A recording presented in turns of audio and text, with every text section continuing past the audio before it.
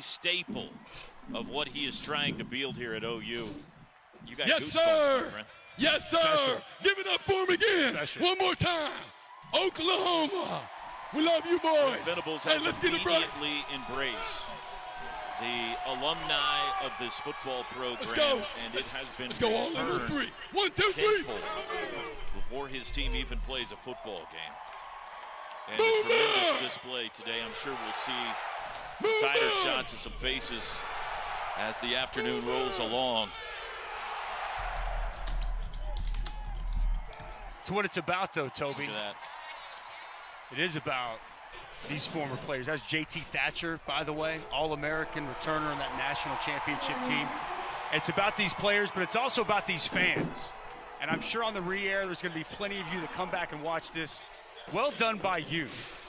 Coach Venables asks a lot from everybody, and he asks a lot from this fan base. And, man, have they shown up. My family's still trying to get in. They said the lines are so long still, Toby, that it's probably going to be another 20 minutes before they get here. They may pack this thing all the way full. Sooner Nation. That's a live shot right now. The lower bowl, by the way, seats 60,000 plus people, and it is almost entirely full. In fact, they have opened up the upper sections, and they are still coming in as the intro video is playing right now. They're trying to hold back. This is a spring game, folks. It doesn't feel like one. Look at that scene. That's the white team. They've been separated into red and white, and there is something on the line today. By the way, the winner gets to not have to work out with Jerry Schmidt next Friday. Woo! It's better than Bitcoin for college football players. I can assure you of that. Here they come at the same time. Electric. This is my third straight spring game, Toby. I was in College Station 3 weeks ago. I was in Miami last week, and now I've got the opportunity to come back here home to my alma mater. And spring games are fun everywhere. I've never seen anything quite like what we're seeing here to kick this Brent Venables era off. Special start to this year's spring game. There will be one player today who will play for both teams, and that is Dylan Gabriel, the quarterback, the starting quarterback, who you will see in a blue jersey today. That's insane. That's will have the opportunity to play for both the red and the white as our captains are making. There you see Dylan. Captains are making their way out for the coin flip. Brent Venables said he wants this to feel as much like a real game as possible. So you will see 2 12-minute quarters in the first half. Clock will stop in all the normal circumstances. Incomplete passes, runs out of bounds.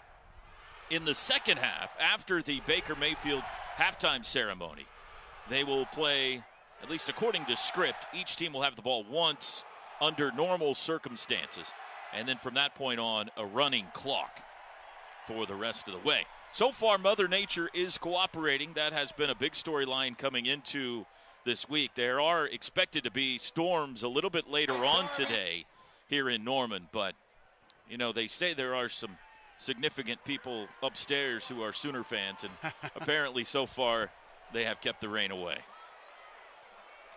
Dylan Gabriel just ran over to the white team. Now he's running back over to the red team. He will get some cardio in today, and I cannot wait to see. It looks like looks like the red team's going to get the ball first. It looks like Gabriel has ran to the far sidelines. The head coach for the white team is Miguel Chavis, and the head coach for the red team is DeMarco Murray. The coaches have all been split up other than Brent Venables. Players have all been split up. There has been a tremendous amount of chatter back and forth, not just among players, but among the coaching staff as well, as to who's going to win this game today. It is expected to be highly competitive. Bragging rights on the line. And that's the environment that Coach Venables, Jerry Schmidt, they demand, a competitive environment. So you would expect nothing different here in this spring game. And the coaches, to your point, you know, again, I don't know if a Schmitty workout's on the line with them too or not, but bragging rights for sure. The white team will kick it off. There you see DeMarco Murray, head coach of the red team, former Sooner great running back. Looking forward to seeing his position group today. And true freshman Javante Barnes, who I think will be featured a bunch. It'll be Gavin Marshall from Frisco, Texas, to kick it away for Team White. And we are about set for football. Norman, Oklahoma, Owen Field. They call it the Palace on the Prairie. Today it is the home of new head coach Brent Venables for the first time. And there's the kickoff. Deep to receive, Marvin Mims, fair catch called for, as will be the case on all kicks today, punts or kickoffs. And the red team will start with the ball on the 25-yard line. And our first opportunity, Dusty, to see new Sooner quarterback Dillon Gabriel. Yeah, and as we said in the intro, Dillon Gabriel is a talented quarterback who's already put up big-time numbers at UCF. And he comes in here, and I can't say it enough, the relationship and the continuity with offensive coordinator Jeff Lebby. He's here recruited him to go from Hawaii to Orlando, Florida at UCF, and both fired up to be back together. Unique formation for Jeff Lebby to start this game. Now they move into a pistol set. Javante Barnes, the freshman at running back. At the first snap to Gabriel as they play action. Back to pass, looking deep, takes a shot deep, flag is down. Mims behind the defense, but it falls incomplete. An extremely windy day today. Billy Bowman in coverage. But let's see what this flag's about.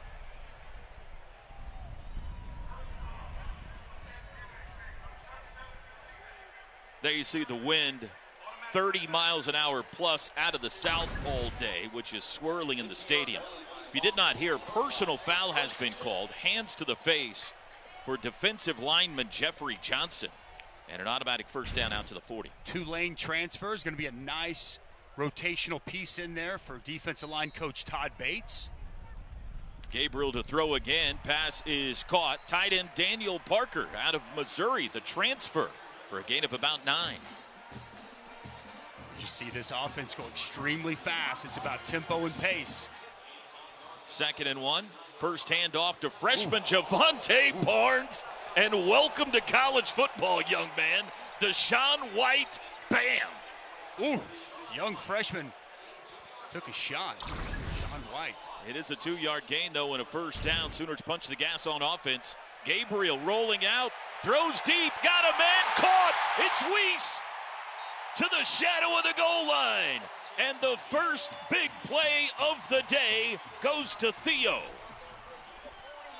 Nice job, Dillon Gabriel getting outside the pocket. Good inside rush. Looked like Jordan Kelly came clean. Excellent accuracy on the move as Theo Weiss gets past Kanai Walker to find himself wide open. It's a keeper, and Gabriel is touched down. He's wearing the blue jersey, which means no tackling. A 48-yard pickup on the Gabriel throw to Weiss. It'll be 2nd and goal. Theo Weiss could be a huge factor wide receiver this year. Kind of feels like he's primed to have a breakout year. Javante Barnes pushing the pile up the middle into the end zone. It's a touchdown. A 1-yard touchdown run for true freshman out of Las Vegas, Javante Barnes. Well, he's a talented running back. Very well put together, 6 foot, probably 205 pounds. Just an inside run. And you see the leg drive continue to push. Not much there initially. Javante Barnes will not be denied as he finds the end zone for the first time in a Sooner uniform. Zach Schmidt for the extra point. It's good. And the opening drive of the 2022 spring game is a touchdown. Javante Barnes takes it home after the big play to Theo Weiss.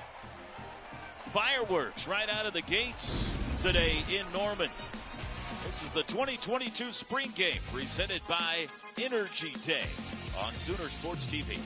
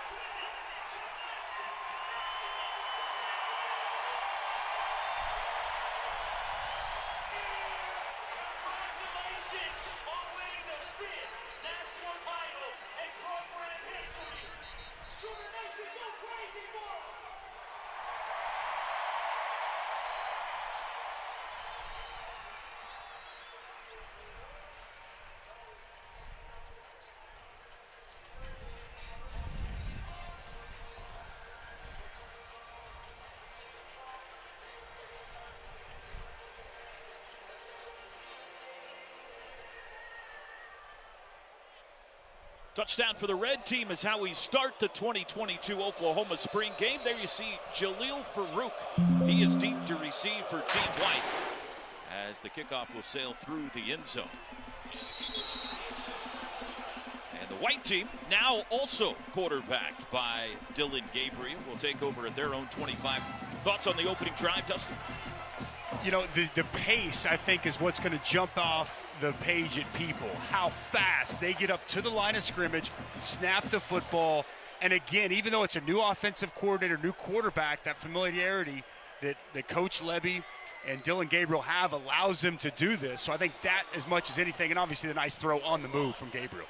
Drake Stoops, the first catch. Mom and Dad are in the booth next to us up here in the press box. It's a short gain of 2 for the now veteran Drake Stoops. It's gone from a cool story to a really good college wide receiver. A big-time weapon. Fake on the reverse, and Eric Gray gets as much as he can out of it. It'll be 3rd and long. I had a chance to talk with DeMarco Murray about Eric Gray. He thinks he's primed for a massive season. Added about 10 to 12 pounds so he can, for that body, so he can handle that inside running attack, yet still on the perimeter, on the edges as a passing threat. Outstanding in open space. He'll be a real weapon for Jeff Levy. Red team brings a blitz. Shot across the middle is through the hands of true freshman Jaden Gibson. 6'5" out of Winter Garden, Florida. Didn't hang on to that one, but they're really excited about this young man. Well, he's 6'5". He's 190 pounds. He's everything you want in a game-changing mismatch type of wide receiver. Just catch the football, young man. Well-thrown ball on 3rd down. Should have been moving the sticks, and I'm sure as he works his way over to the sidelines, I'm sure Kel Gundy will have a conversation with his true freshman wide receiver, Jaden Gibson. Michael Turk is back. Punter extraordinaire for the Sooners last year. And it is Marvin Mims deep to receive, so the red team forces a 3-and-out. There's the boot spiraling, and Mims will take it at the 24-yard line. Just on top of that new logo, Dusty. See the 6 with the Heisman statue there to honor Baker today. That's sharp. Very cool.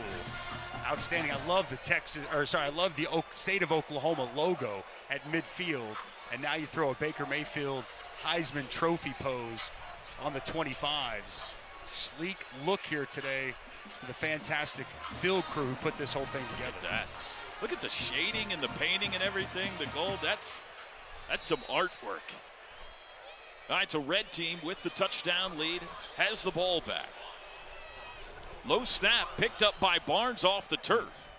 And he takes it forward for 1, and he's lassoed down by big number 94, Isaiah Coe. Isaiah Coe's been a mainstay for this defensive line. Nice rotational player. You'll see Jordan Kelly, Josh Ellison.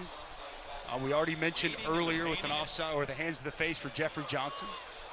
Gabriel across the middle through Mims, off the face mask of Billy Bowman. It'll be 3rd down. Pass you kind of expect Marvin Mims to catch a little bit out in front. One thing to take note of, though, is where Billy Bowman was placed right there. That's just a little bit out in front, but you'd like to see Marvin Mims be able to catch it. But Billy Bowman no longer at nickel or corner, now a deep safety for this secondary. I think with him and Key Lawrence, once they figure everything out, for safeties coach Brandon Hall, I think they have a chance to be an outstanding tandem on the back end of this defense. Pressure on Gabriel. He steps away from it and completes the pass for a short gain to Barnes. But it'll be 4th down.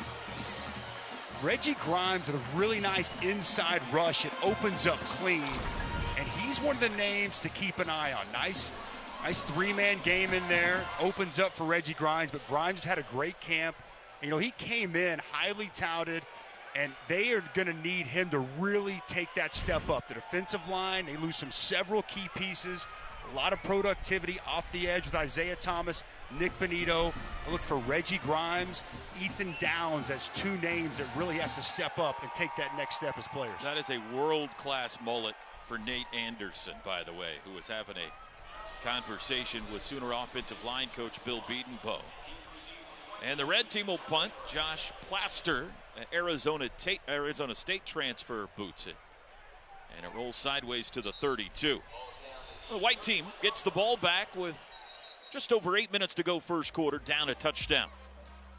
You are watching the 2022 Sooner Football Spring Game on Sooner Sports TV.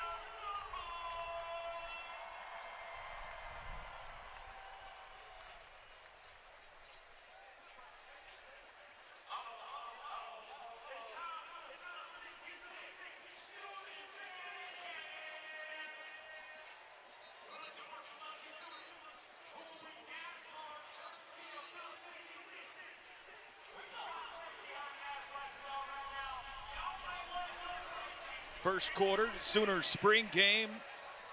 It's always about the new faces anytime we play here in the spring, all across the country, and a lot of exciting new guys, freshmen and transfers, Dusty, for the Sooner football team. Yeah, we haven't seen Nick Evers yet, but you know he's taken on a lot, learning a new offense. Still should be in high school. We've seen Javante Barnes already. Excited about him. Daniel Parker comes in for Missouri.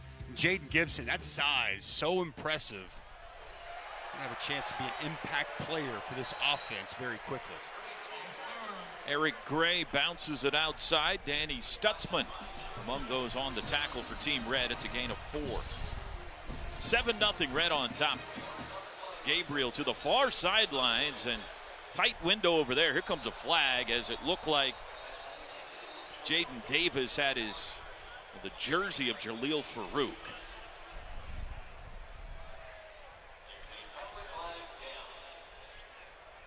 Jaden Davis, veteran cornerback out of Fort Lauderdale, Florida.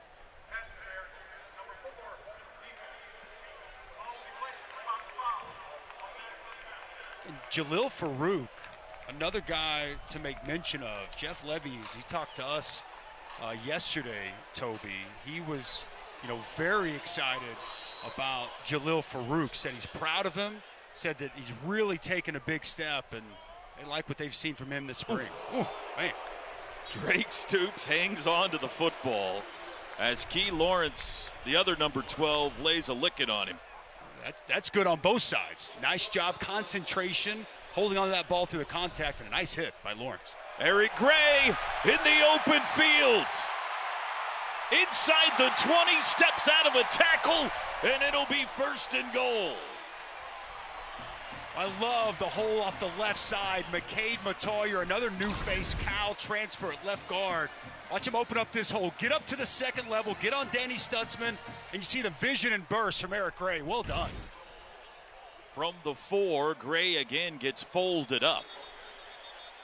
And there's a helmet on the field. It'll be 2nd and goal from there. It's Eric Gray's helmet.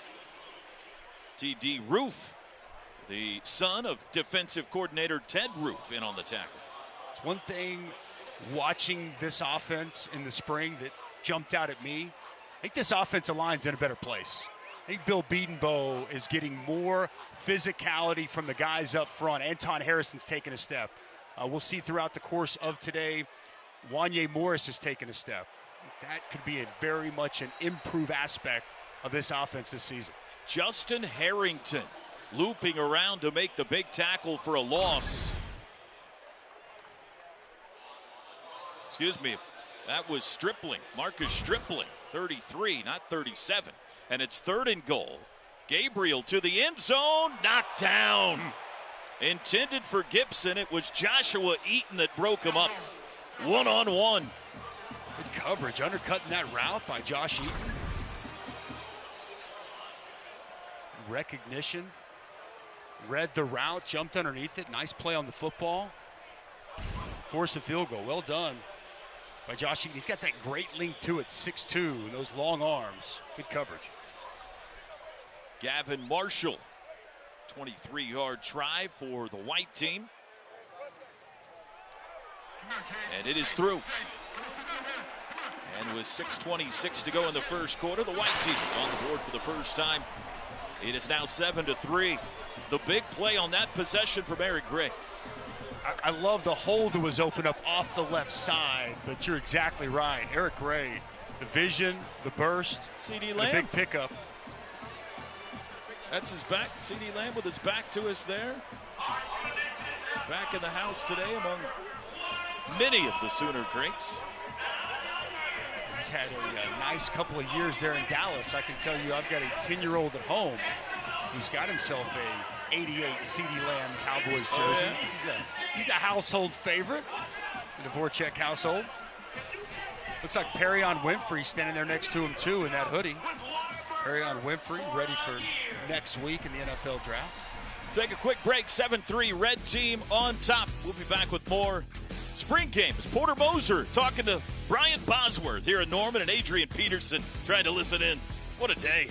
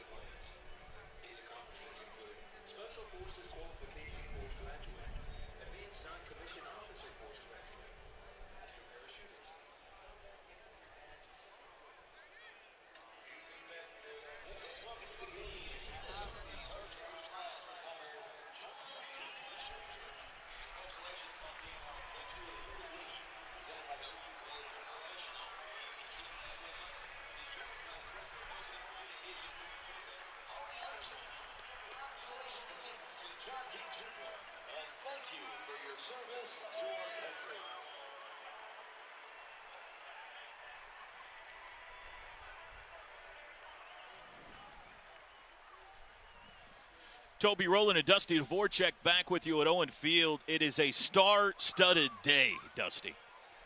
I mean, that shot alone, holy cow. The Boz, Adrian Peterson, Joe Castiglione, Porter Moser. Who's that guy? I don't know. Maybe the Heisman Trophy winner, #1 overall pick, Mr. Wearing a Kyler baseball Murray. jersey. Did you see him taking rips the other day in that batting cage? Yeah. Whew. There was, I don't know if this is public knowledge, but earlier this year, OU played at Globe Life Field. Kyler showed up for the game. Did he really? Took a little BP with the team underneath the stadium. So trying to stay fresh just in case maybe some contract demands aren't met on down the line. Here's the kickoff, and the red team has it back. Leading 7-3, we'll continue to try to show you all of the great Sooner alums back with us today as the afternoon rolls along. So far, 1-yard touchdown run by freshman Javante Barnes and a 23-yard field goal. New quarterback, T-Row. Here's Nick the kid. Evers. Nick Evers out of Flower Mound, Texas. Elite 11 finalist. His final 2 years in high school, over 5,000 yards passing, 44 touchdowns.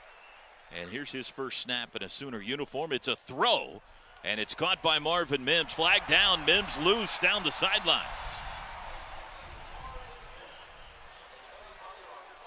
Did he get a pick to help him out? It's a pretty good idea for the kid, though. Just seek out 17 anytime you drop back to pass. No question. Explosiveness, as we've seen from Marvin Mims. And a legal receiver downfield is the call.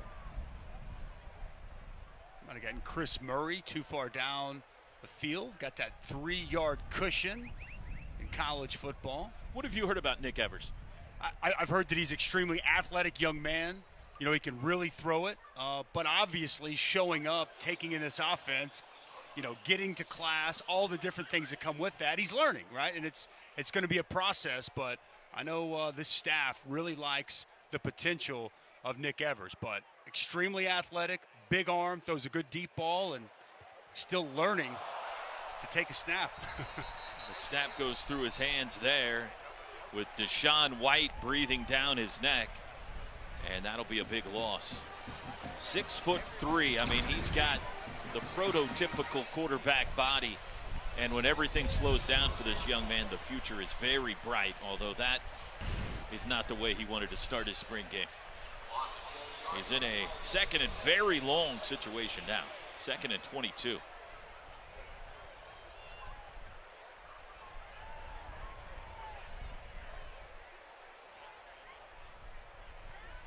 Evers steps up in the pocket. Now he'll show off his athleticism. David Agwebu touched him down at the 14 for a gain of 6. Good inside rush by Jordan Kelly. We've seen him a couple times here so far. 88 and White in the backfield chasing down quarterbacks. Good coverage down the field, and you saw the young quarterback, a little bit of that burst there as he was looking to just pick up some positive yardage. Got to get all the way to the 35-yard line for a first down. You see Brent Venables there in the red shirt, by the way, behind the offense with a microphone directing action on the field. Evers under pressure, and he is touched in the backfield before he got that pass off. Jordan Kelly, I believe, again, Dusty. A nice job inside, working some games there. I think they're going to probably give Jeffrey Johnson credit, but I do think you're exactly right. It was Jordan Kelly with that initial rush, working inside, double games on both sides. Kelly comes to the backside, touch off, and then Jeffrey Johnson, really well done with the interior tackles and the defensive ends, working that double game on each side, and then the coverage down the field. Nowhere for Evers to go with the football as he gets his first taste of taking snaps here on Owen Field. Sooners, or the red team, will punt from the end zone, which should give Team White some good field position. What a punt, though. Billy Bowman sit back around the 40 to track it down. Nothing but fair catches today, but a booming blast there off the foot of Josh Plaster.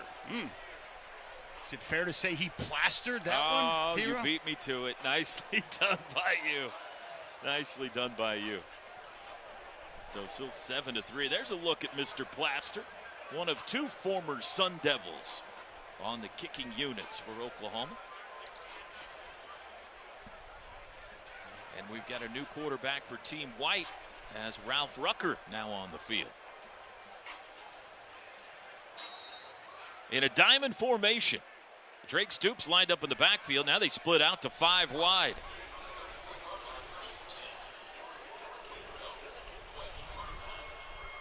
Rucker fires one to Drake Stoops. Not down yet. And a pickup of 7. The ball popped loose, according to Team Red. And they got it. It's a turnover.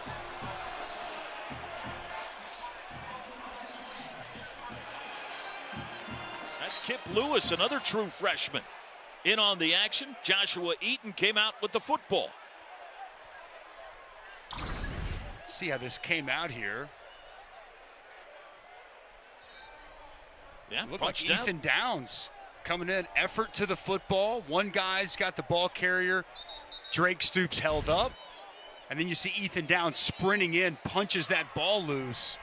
Really well done by Ethan Downs, creating that takeaway.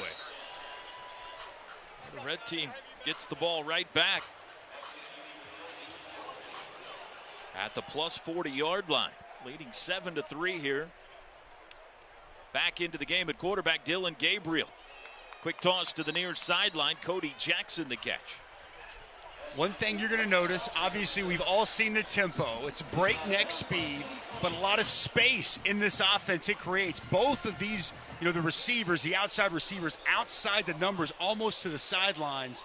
This is an offense that goes off of tempo, and they want to create as much space, I like to say chasing grass, in this offense that Jeff Lebby has mastered here these last several years as the offensive coordinator, both at UCF and in the last couple of years with great production there at Ole Miss. 3rd down and 4. Gabriel hands to Barnes, who slips in the backfield. Is able to keep his feet, churning forward, and he carried that close to the first down marker. It'll be about a yard shy. Great effort. Refused to go down. Looked like there was nothing there initially, and Javonte Barnes gets this in 4th and manageable. Red team will go for it. Barnes again over the right side, has the first down and more. Move the chains. Well, he hit that downhill, didn't he? Man, sense of purpose as he approached the line of scrimmage.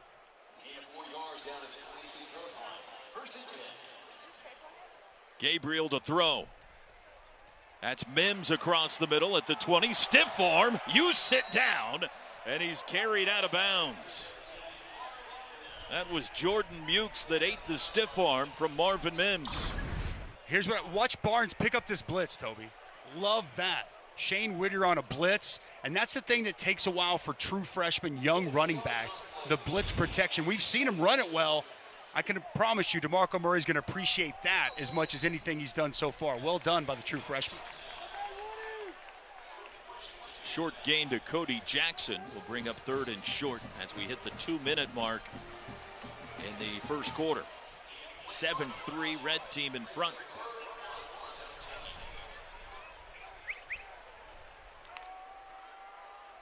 Barnes a little swim move. He'll be close to the marker. He's tackled there by David Agwebu. He's lost a little bit of weight, Toby. He's trimmed down. He's looked good so far this spring as that 2nd-level backer. 2nd, 4th down try, and outside goes Barnes to the 5. And it'll be 1st and goal, the 2nd, 4th down pickup for the red team on this drive. Excellent speed to the edge by Javonte Barnes. On that 3rd and short. They're wasting no time once again. Barnes pushing the pile into the end zone. Touchdown. The 2nd of the day for true freshman Javonte Barnes. An opening quarter for this young man. The TCU transfer Tyler Guyton helping him out a little bit, among others. Nice job by Tyler Guyton. Just gets a little piece of that pressure off the edge. Opens it up for Barnes, and then some of those offensive line with a little extra push to escort Barnes into the end zone.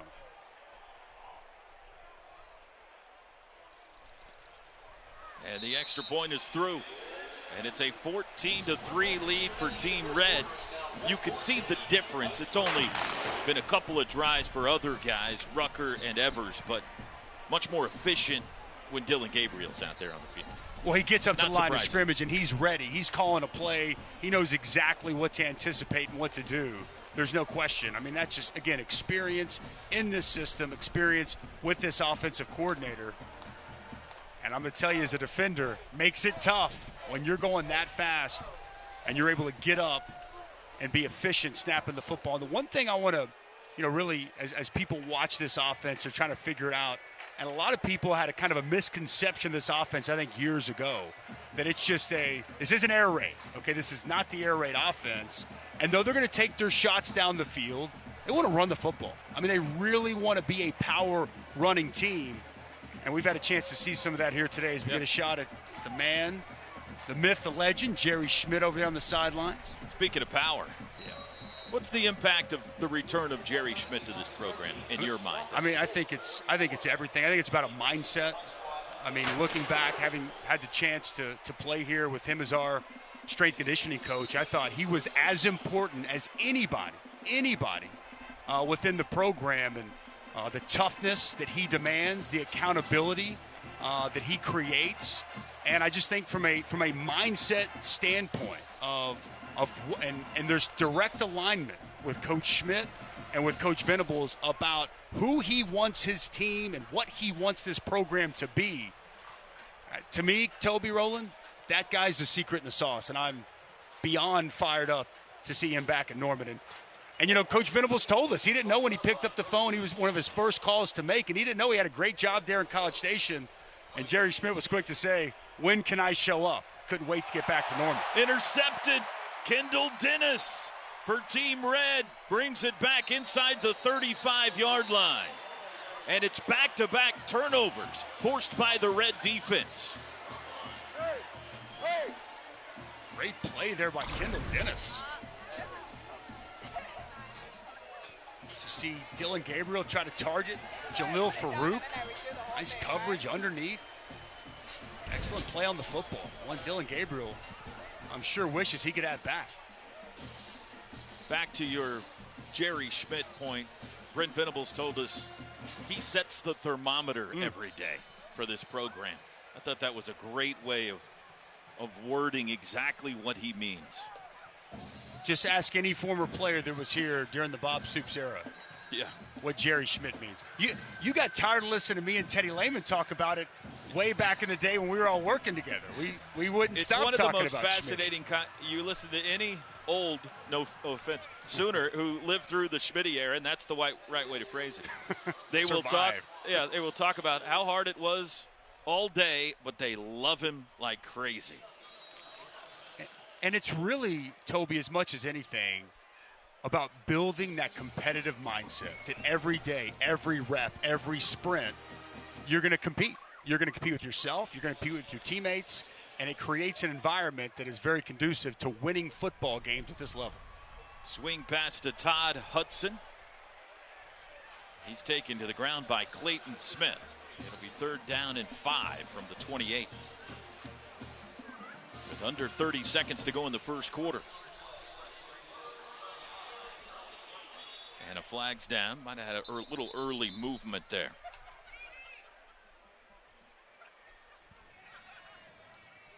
Brent's coaching. Comes forward to talk to Jeffrey Johnson. I thought you asked a great question, just kind of asking him about that dynamic of always being a defensive coach. Now you're the head coach. I can assure you, he still leans heavily to that defensive side. He said, I'm still not comfortable when the offense makes a good play against our defense. That will come easy in the fall when it's the opponent. But when you're playing against your own defense, he hasn't quite got there about being happy for the offense yet. Gabriel, Mims, open, touchdown, right down the gut. 33 yards.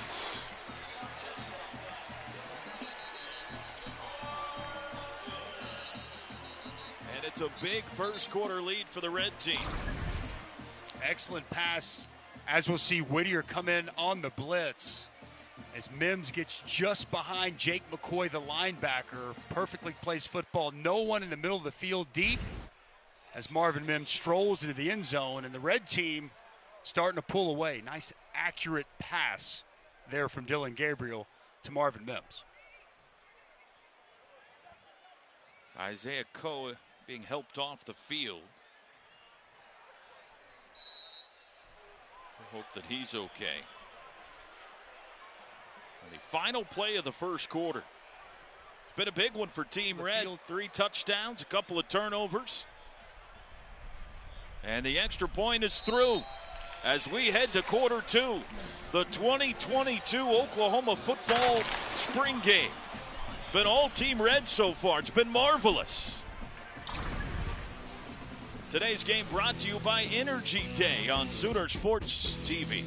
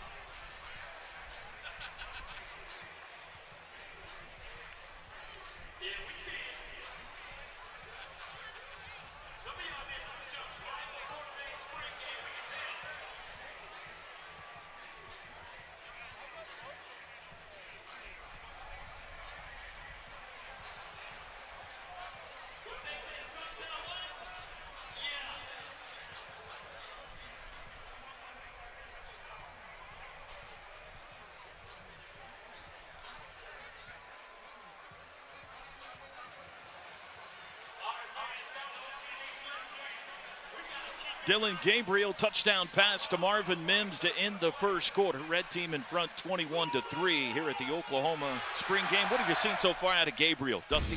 Well, I thought that we've seen him, the first pass we saw here on the move. I love the accuracy on the move. Nice job by Theo Weiss recognizing the scramble drill and working open. It's one thing he can do. He can beat you from the pocket, and when he moves around, he's looking to throw the football. Keep her right there. They're going to keep him up and keep him clean. But, also just the accuracy we saw over the middle of the field. Nice throw that he had to Marvin Mims for that touchdown to cap off the last drive. Hitting his target in stride. And I just think that the pace in which this offense is able to function already just shows you the handle Dylan Gabriel has in this offense. He did have the one pick. Nice play that was made by Kendall Dennis, but I think a strong showing here so far from Dylan Gabriel. And he's going to be right back out there with Team White now. Gabriel did have the interception by Kendall Dennis that led to the touchdown. Justin Broyles, another team leader, veteran on this squad. He's been great buying into everything that this staff is selling. Outstanding leader on the back end of that defense. Feels like Justin's been here for a long time, fifth-year senior. Be a key piece in the back end of that defense. Tawi Walker with the short carry out to the 27-yard line. Palomar Junior College product. And there's Stoops again for the first down out to the 40. I was talking with some of the offensive staff that had just gotten here, and they're like, we knew Drake is a pretty good player. It's Coach Stoops' son, tough, edgy, but I think all the new members of this staff were pretty amazed at just how good of a football player Drake Stoops has turned into. Jalil Farouk out to the 46. You can't help but have the comparisons to Wes Welker early in his career, and certainly he's got a long ways to go to be a Wes Welker, but for this team, what he has developed into, the dependability, it's pretty apropos. Swing pass to Walker. Nice swim move. He's down to the 40. And the 35-yard line, Tawi Walker. Just smart football by Dylan Gabriel. He had Drake Stoops on the over across the middle, but he recognizes that he had his running back open in the flats. He kind of was navigating him, telling him where to go with the ball. Ooh. Braden Willis, a touch pass over the top. Down inside the 15. Love that play call. I think Braden Willis, I've told you, Toby, he's primed for a massive year in this offense. Walker up the gut, breaking tackles down to the 5. An impressive drive for Team White. I was at the scrimmage the other day, and they said that this is a smaller version of Ramondre Stevenson with some of that power he runs with. That'll work. Walker again up the middle. Ooh, the ball came loose right at the goal line. There's a scramble. And the red team has recovered. Now they're going to have a conversation as to whether he broke the goal line plane or not.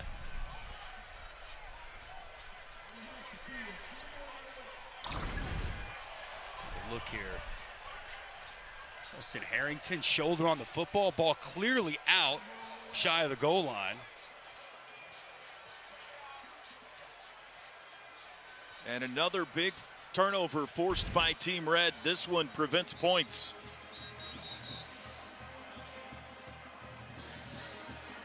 With 10:09 to go till halftime, third turnover of the day for the Red defense. Takeaways, takeaways, takeaways.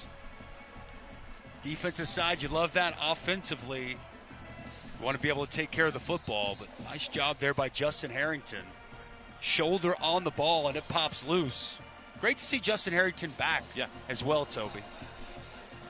Red will start on the 20-yard line. Here's some familiar faces back on that Sooner defense. Redmond, Deshaun White, Woody Washington. Jalen Redmond, outstanding interior pass rusher. They're going to need him to be a presence there inside. Deshaun White's played a lot of football here. I think Danny Stutson's about to take a big jump watching him here this spring. He's playing faster.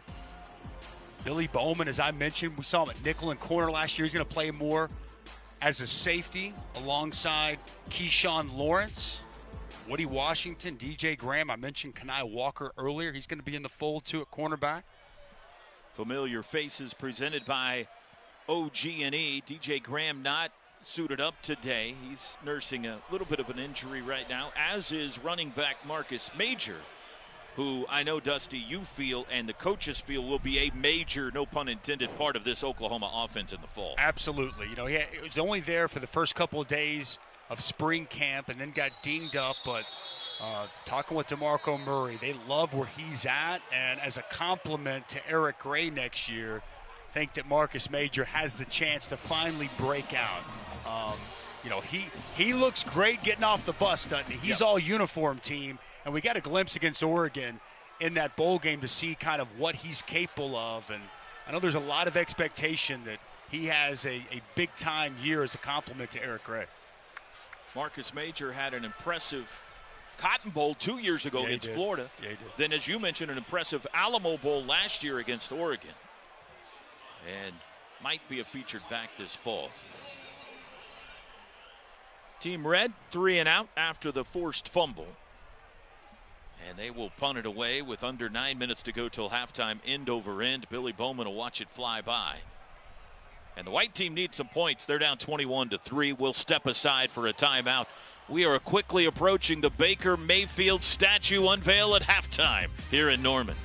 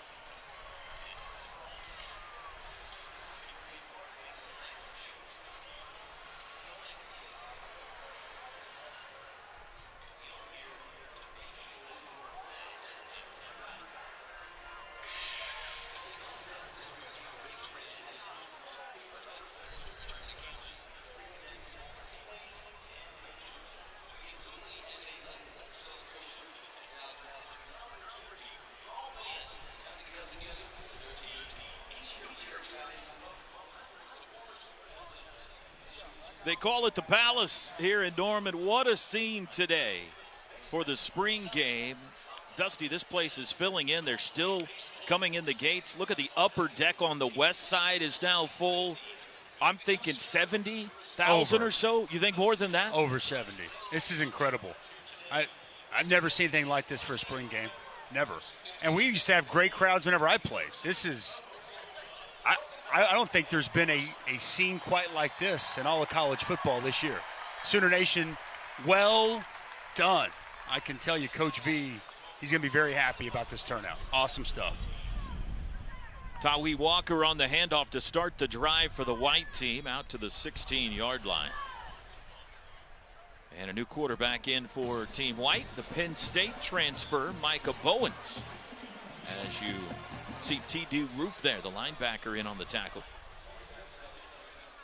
White team would love some points before halftime here. Pass from Bowens to Stoops a little wide.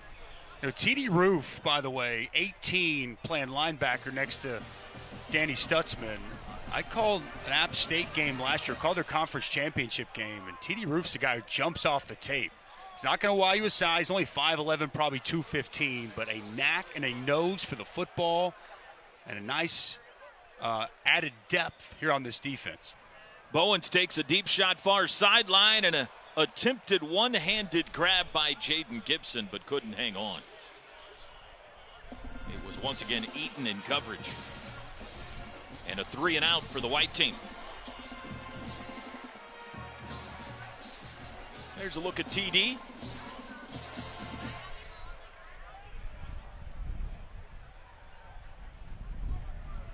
And there's a look at frustrated freshman Jaden Gibson.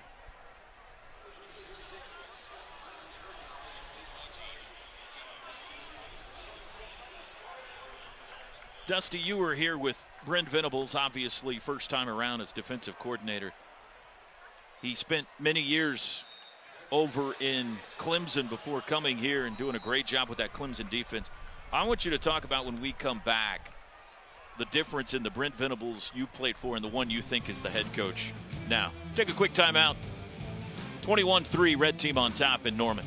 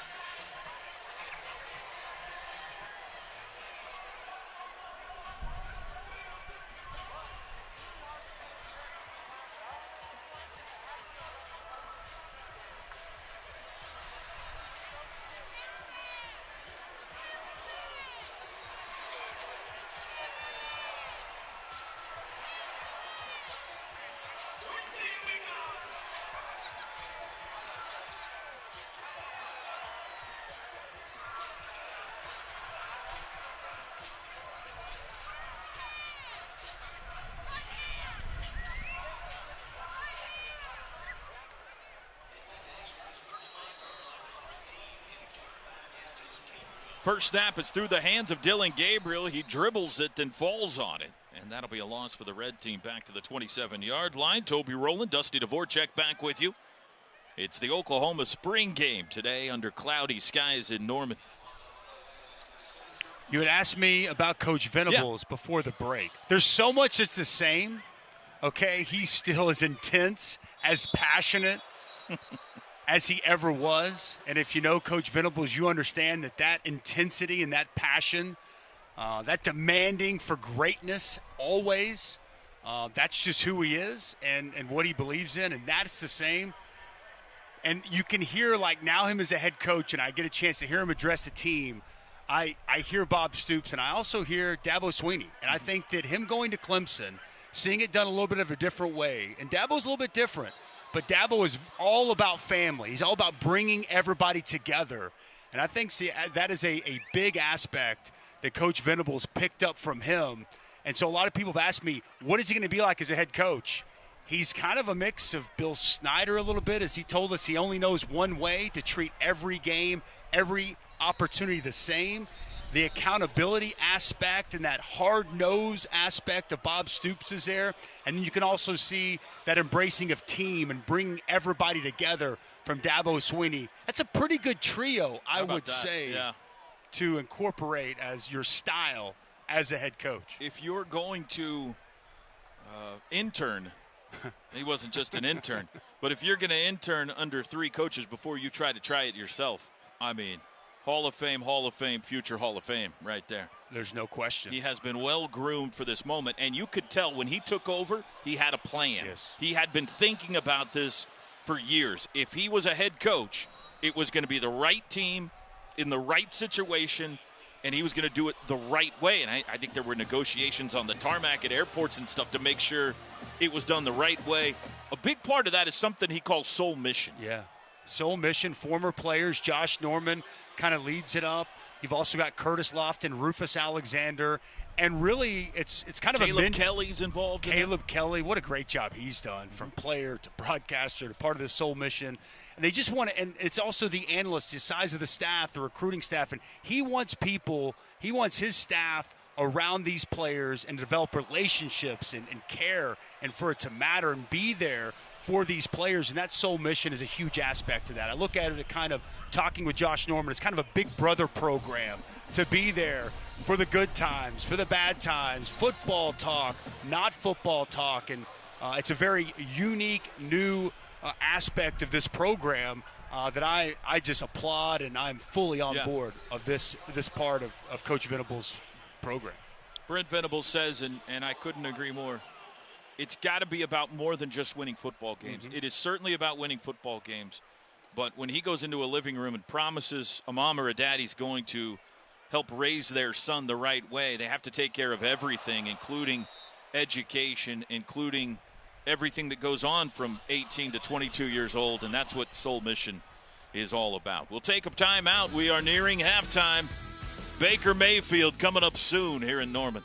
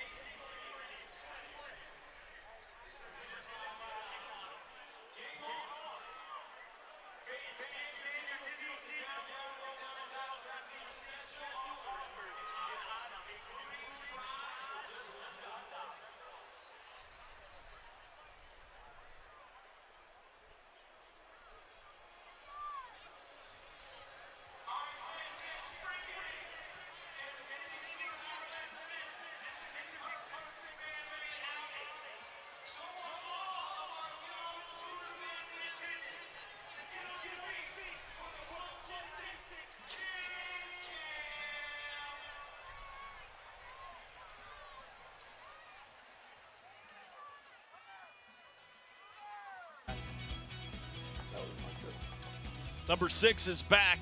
Baker Mayfield back in town this weekend. He has been out and about eating Mexican food.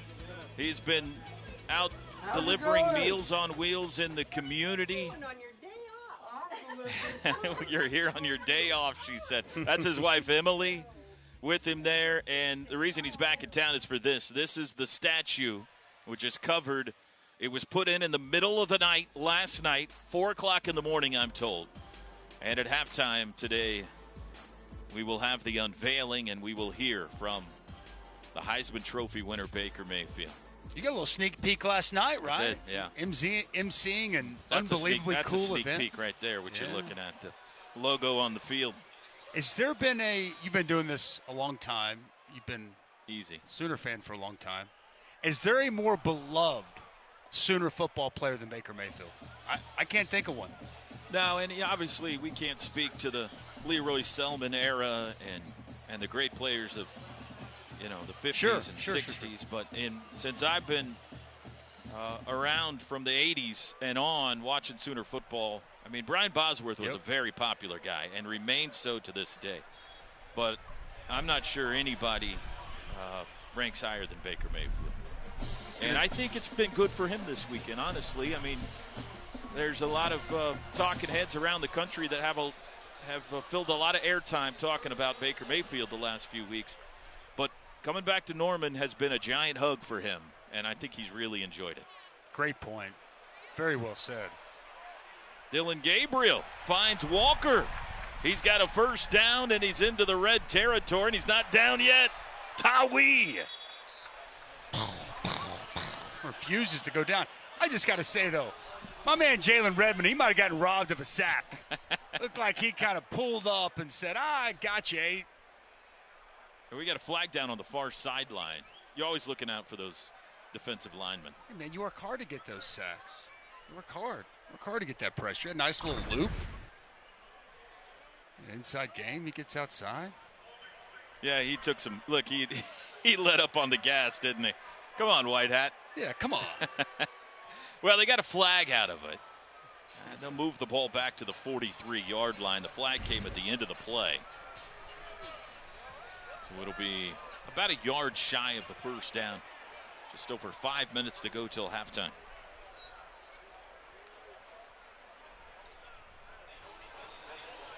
Third and 1. Dillon Gabriel back at quarterback.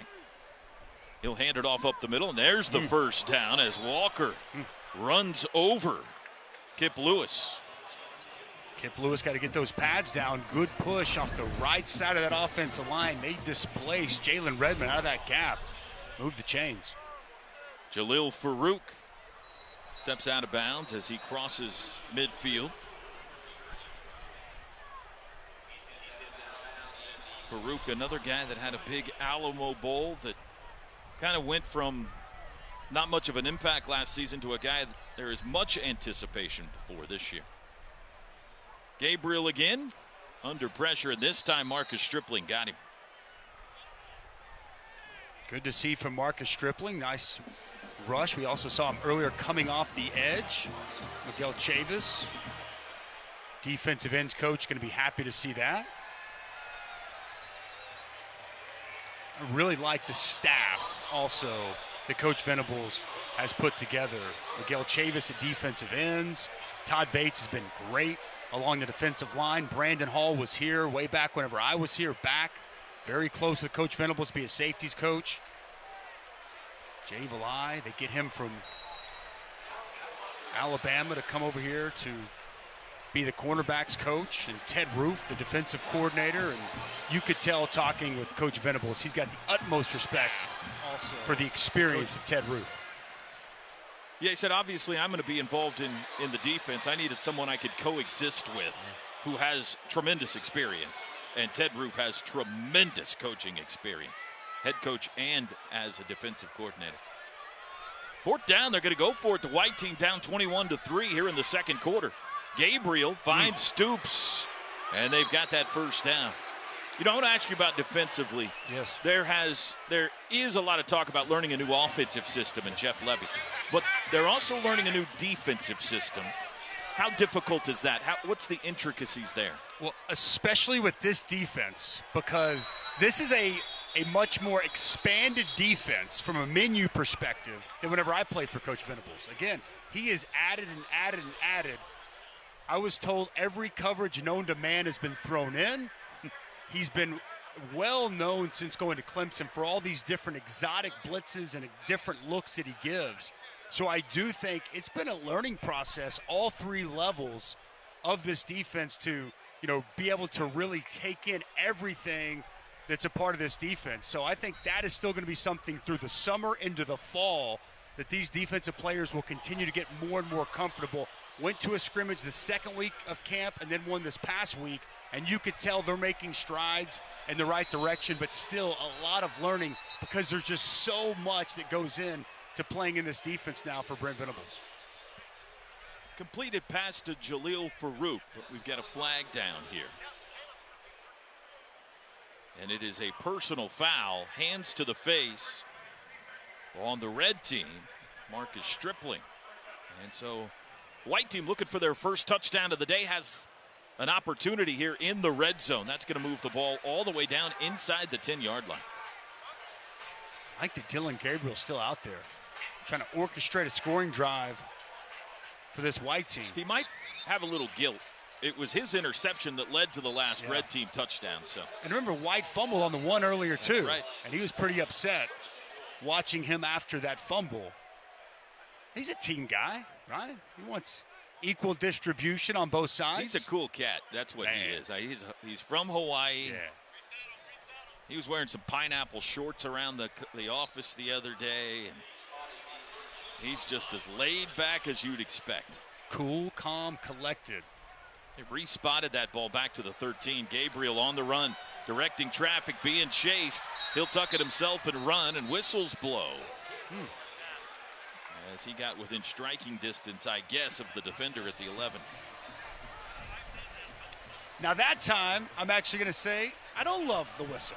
I don't know if Arinze would have been able to get to him. And I think that's a perfect illustration. Gabriel is a capable runner, but did you see as he was moving his eyes down the field the whole time? He wants to move to throw. Walker looking for a hole, bounces it outside. Pay dirt. Tawi Walker. And the white team is into the end zone for the first time today. I like the bounce there by Walker. Excellent job. As this initially wants to hit up inside, nothing there. And a good block there on the edge by Metallier. I've said his name a couple of times. 72, the Cal transfer, helped secure that edge. Jaden Gibson showing for the cameras. All right, so the white team has a little something to celebrate about in the halftime locker room. And the extra point is good. That makes our score 21-10.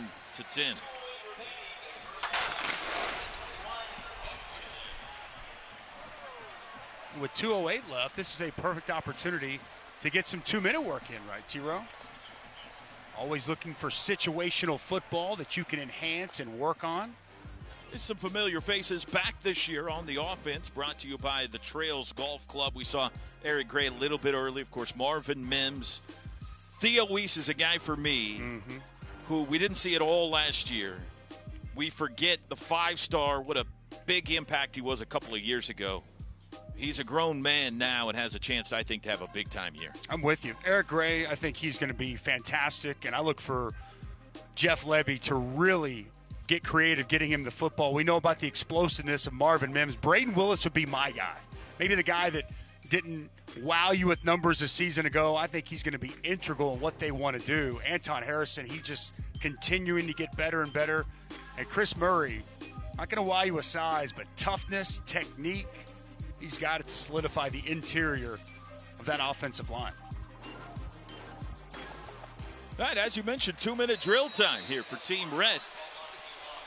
They're going to get the ball back with 2:08 on the clock. And that means we are inching closer to Mr. Mayfield. Did you notice the volume of number 6 jerseys in the crowd today? Walking around campus. There are a ton of Mayfields here, as would be expected today. Does he get back pay for NIL or just moving forward? I think he's doing okay. Yeah, I think he's all right. Yeah, there are sixes all throughout the crowd here today. Cody Jackson says, hey, look at this. They love I got me. a lot of fans.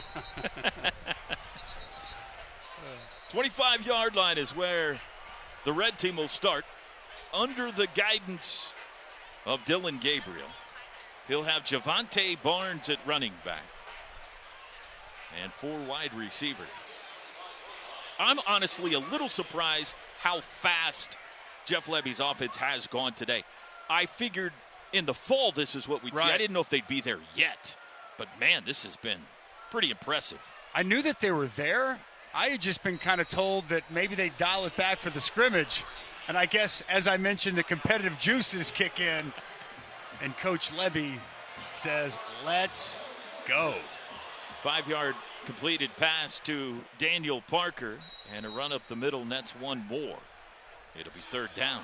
We'll talk about Coach Lebby, throughout the course of this game and up into the fall. But what a huge, huge addition he was. And Jeff was my teammate. He's a year after me, played offensive line here. And for him to have the chance to come back, he told us it means the world and a humbling opportunity to come back and be a part of what he called a family here at Oklahoma. They're going to count that as a sack. The pass was completed to Weiss, but Reggie Grimes was within striking distance, and so a sack for Team White, and they have forced a punt with 1:14 to go in the half. Team White trying to strike again here quickly. Nice job off the edge there by Reggie Grimes. I mentioned him earlier in the first half to you, Toby, as somebody who really needs to take that next step. It looks as if he's got that capability. Money down is 3rd down, and you're always looking to be able to get a quality rush. Nice job in the coverage initially as Gabriel couldn't find an open target, allowed Grimes the time to beat the offensive tackle and get the sack. Danny Stutzman, he made a lot of fans last year. Back to Jeff Lebby quickly. It's an interesting position for him this year. He's now in charge of the offense, and 2 of the guys working under him recruited him. Yep. Bill Beatonbow recruited him to come to Texas Tech as a player. Cale Gundy recruited him to come to Oklahoma as a player. Now they work underneath him as an offensive assistant coaches. And they love having him here. Talking with Coach Beatonbow, loves the different run schemes that they have, and they've been able to implement. And I know Coach Gundy, who I don't think he's ever leaving Oklahoma, by the way. I think he's just going to stay here. I hope not. Forever. He is very excited about working with this staff. And then Joe John Finley, as well as DeMarco Murray, stayed here. And guys that Coach Lebby very familiar with. Joe John and Jeff, extremely good friends, teammates of mine, back here at Oklahoma as well. So it's an extremely well-rounded, tight-knit offensive staff here for Coach Venables. Drake Stoops takes the knuckleball punt at the 38. And the white team's got a minute 11 to try to score again, trailing 21-10. And let's see who their quarterback is going to be this possession. It's got to be Dylan Gabriel, here right? He comes. Ralph Rucker and Micah Bowens were saying, is it me? Is it me? And here comes Dylan Gabriel running off the other sidelines. Trips to the right for Gabriel, and he'll throw that way to Braden Willis. Up the sidelines for a gain of 5 or 6. They'll give him to the 45. The wind is strong out of the south today. That's into the faces of Team White as they're going left to right. However, in this stadium, as we have a sack, Marcus Stripling having a day. In this stadium, the wind kind of swirls around and goes the opposite direction. So it would actually benefit if they got within field goal range, Team White here, which doesn't make any sense at all. But I'm just telling you, we saw the kickers from 50-plus in pregame going this direction clear it with ease. How does that work, by the way? Please help me out and help me understand this. I don't know how it works. We'll have to get a scientist on the broadcast with us at some point. But if you look at the flags on the goalpost at the top, they are blowing the opposite direction of the flags on top of the stadium. There's a good look at Todd Bates. There's the flags on top of the stadium coming out of the south briskly. Yeah, that's 30 miles an hour plus. Now, if you pan down and look at the flags on top of the goalpost in the south end zone, keep going, keep pulling out. Give me the goalpost. We're almost there. Please don't score a touchdown. Almost.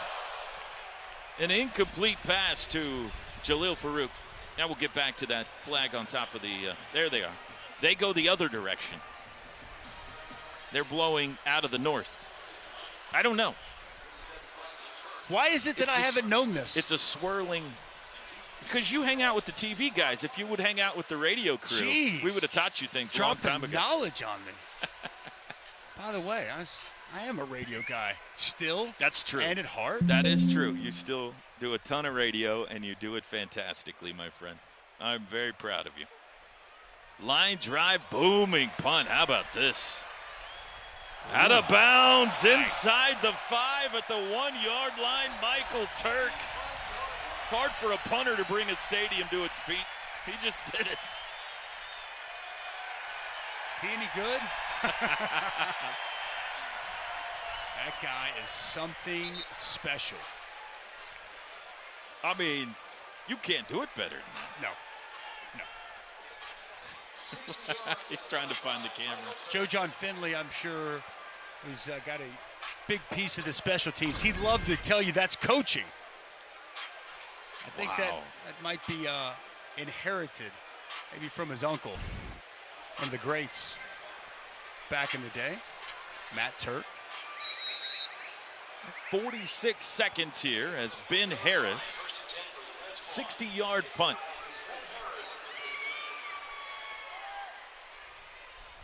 Javante Barnes gets it out of the end zone and a couple of more, and the red team has to snap it one more time here. Deshaun White in on the tackle. Deshaun White's play with some physicality here today, right? I feel like he needs to have a big year. Yeah. He's the veteran in that linebacker corps. He is, and you know what? With Danny Stutzman taking that step, David Agwebu, as I mentioned, kind of getting his body right, TD Roof, and we have not called his name yet today, but Jaron Kanek is a name to remember and keep your eye on. There's some depth being built in that linebacker room, so I'm with you. Deshaun White, and look, he's played some really good football. He's an experienced veteran player, but he's going to have a lot of competition nipping at his heels this coming fall. We are at halftime, and we're going to hold it here. We've been told Brent Venables wants to address the stadium again before the Baker Mayfield statue unveil. In fact, they have just brought him a microphone as the team to make their way to the locker room. 21-10, Team Red leads at the break. Entertaining first half, Dusty. I thought it was great. Got a chance to see a little bit of everything. Had some pads popping. I liked some of the pass rush I saw from Marcus Stripling. Also saw Jordan Kelly, Reggie Grimes, but obviously everybody's here to see the offense. Here to see this guy.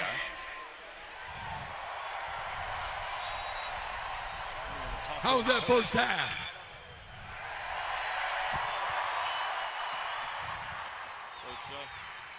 About a B-? That's pretty solid. No. All right, got a couple things I want to put in front of you. You know what we like to say around here?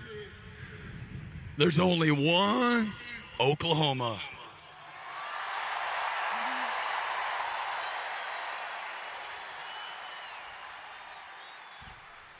Well, guess what?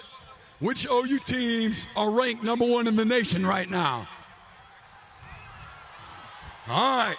Coach Audra Cohen's women's tennis team is Big 12 champs. And they're ranked number 1 in the nation right now. Coach Ryan Hibble's men's golf team has won 5 tournaments this year and is ranked number 1 in the nation.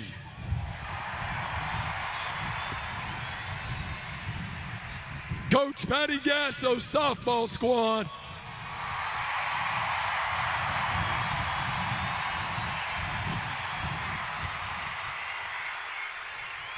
Last year's national champ is 41-1 and ranked number 1 in the nation.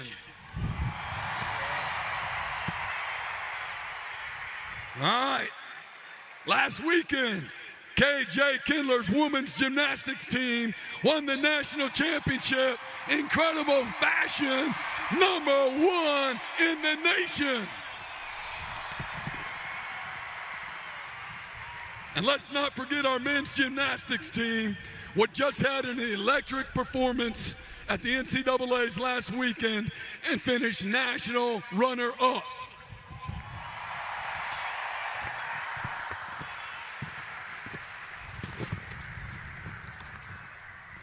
Hey, you know you're good when you got 2 pages of stuff. Our men's and women's basketball teams are going like a rocket ship right now.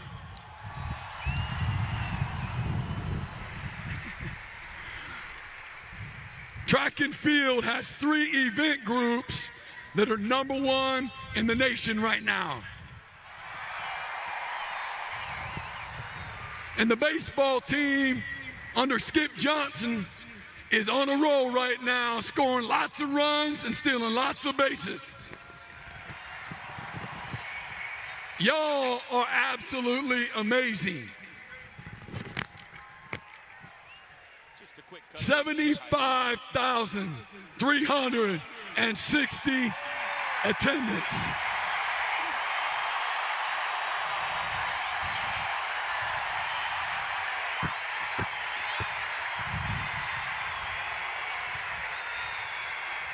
You can't fabricate family. This is what family looks like.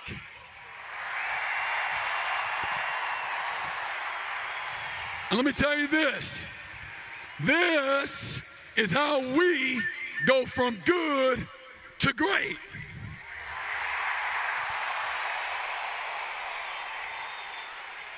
This is taking everything matters to a whole nother level.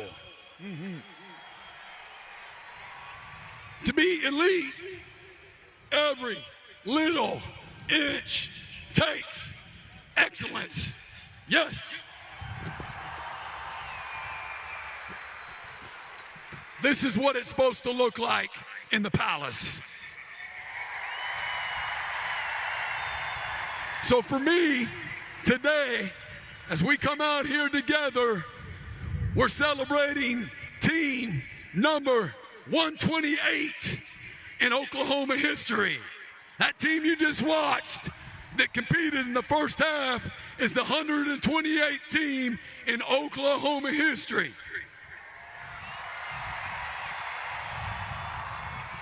So what I told the team before we came out, for all the championships, for all the wins, for all the history, tradition, okay, this team doesn't own any of that.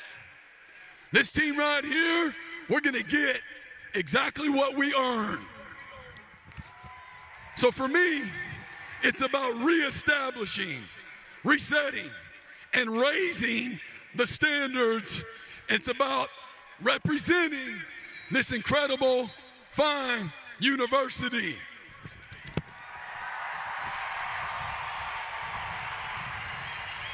It's about competing and playing to a standard, not to a scoreboard. A standard of excellence. A standard that represents all the history of this program. And here's what I know. Champions behave like champions well before they become champions. And today is that next step for Team 128.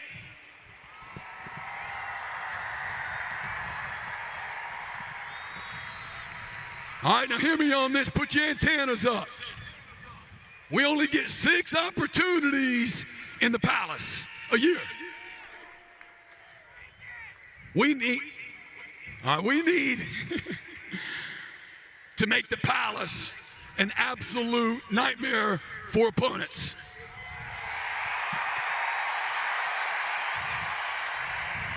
This place has got to be absolutely demoralizing, deafening.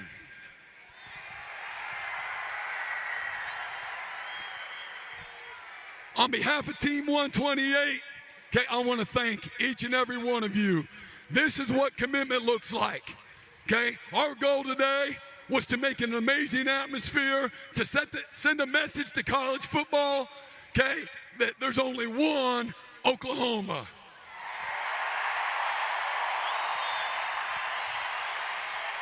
And today, when it's over, we're going to start a new tradition. We're going to shake each other's hands, and we're going to gather at the 50 in front of that band, and we're going to represent this fine university the right way, singing all alma mater, locked up together. That's what we're going to do. It's an absolute honor and a privilege to coach and play at Oklahoma. Thank you. God bless. Boomer Sooner. The man is electric. 75,000 plus here today, the largest spring game crowd in OU history, the largest spring game crowd in America this year. Georgia, 68,000 at their spring game, the previous high. Oklahoma setting the standard in 2022 here today. We'll take a break. The Baker Mayfield ceremony is next here on Sooner Sports TV.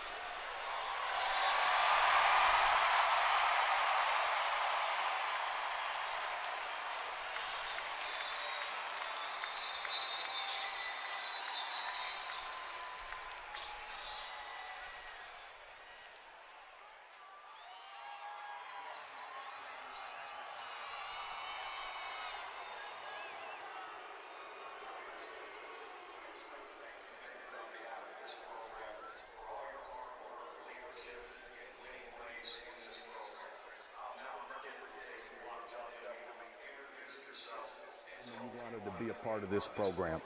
That was one of the best days of my life. Little did I know what it was all going to lead to. So all the best. Enjoy this moment. You're the best. Baker Mayfield, now and in the years to come, your Heisman Trophy statue will stand as a lasting reminder of the life-changing opportunities and breathtaking achievements that are possible here at the University of Oklahoma. Your hard work and confidence sparks joy and passion in the hearts of Sooners everywhere. something that will live on for generations. We could not be more excited to add your statue to our historic Heisman Park. Congratulations, Six. Baker, since your arrival in 2014, you've had an indelible impact on Oklahoma. Your spirit is electric, and your grit is undeniable. While earning countless individual accolades, including the prestigious Heisman Trophy, you always put the team first, just as you mentioned when you accepted the trophy. We know that this statue will always represent not only you, but also those that help make you successful. You are a Sooner for life. From walk-on to Heisman Trophy winner, your history-making story will always be inspiring to us all, and now is immortalized in bronze forever. Congratulations on this well-deserved honor. Welcome to Heisman Park.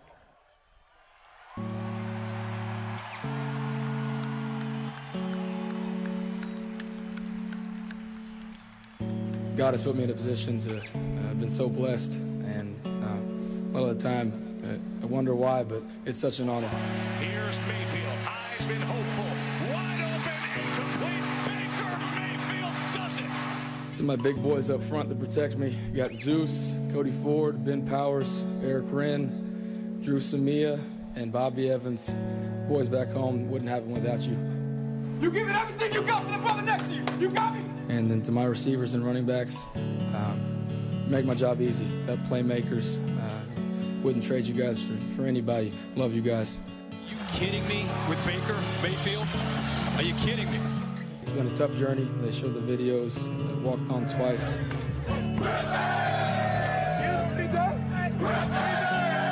Everybody at OU, staff, welcome me in with open arms.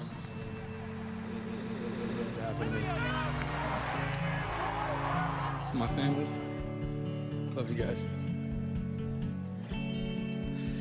There were times that I had to move. You guys made sacrifice after sacrifice just so I could chase my dreams. Wouldn't be here without you. Love you.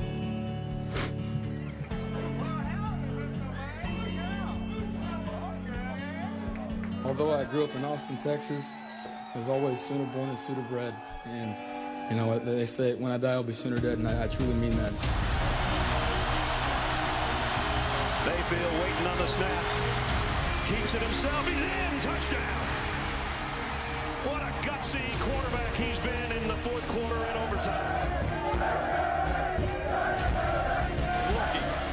Looking.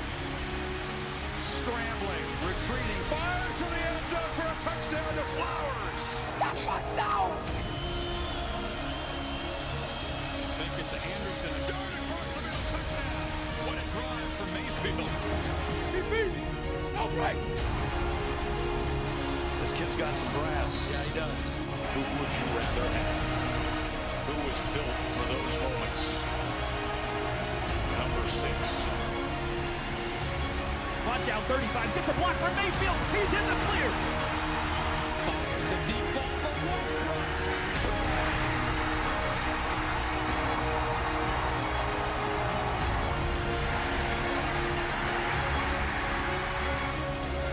Baker Mayfield gave him the Heisman stiff arm at the 4-yard line and took it in the rest of the way.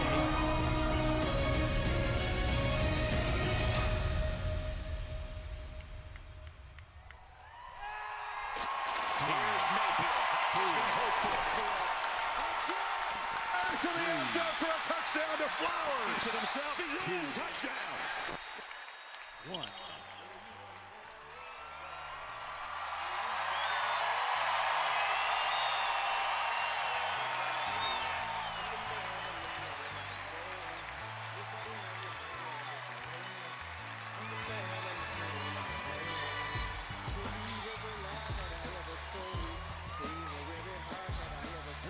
Mayfield Heisman statue is forever in iconic Heisman Park and will stand next to fellow OU legends. Now, ladies and gentlemen, please direct your attention to center field for a few words from the legend himself, Baker Mayfield.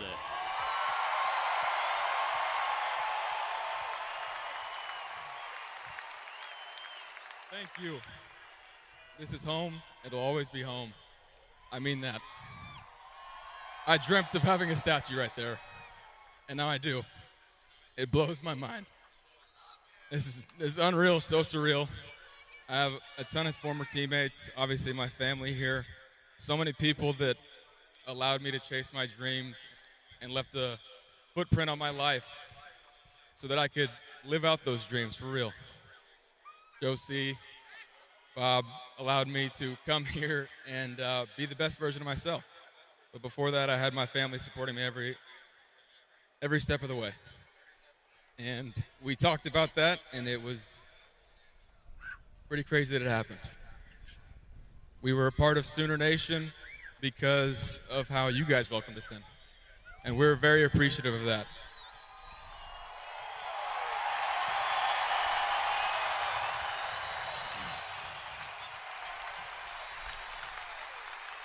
It's great to be down here with former winners, some newer winners.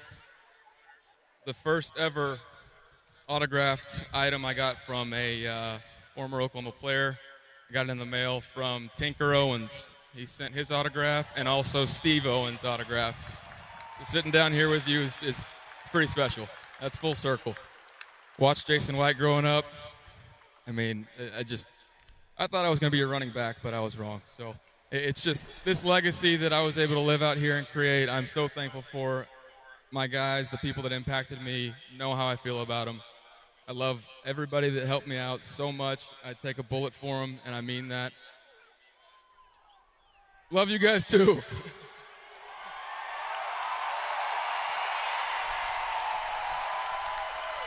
I will say this. This place is headed in the right direction. I got to talk to Brent yesterday for about 30 minutes alone in his office. I was ready to run through a wall. We're back. We've never left, but we're back. Tell you what, it's pretty special to have this place packed like this for a moment like this. I know it's very rare. Thank you guys so much for coming out and let me live out my dreams. I love Sooner Nation, but we have another celebration next year. This place is special. This place is special.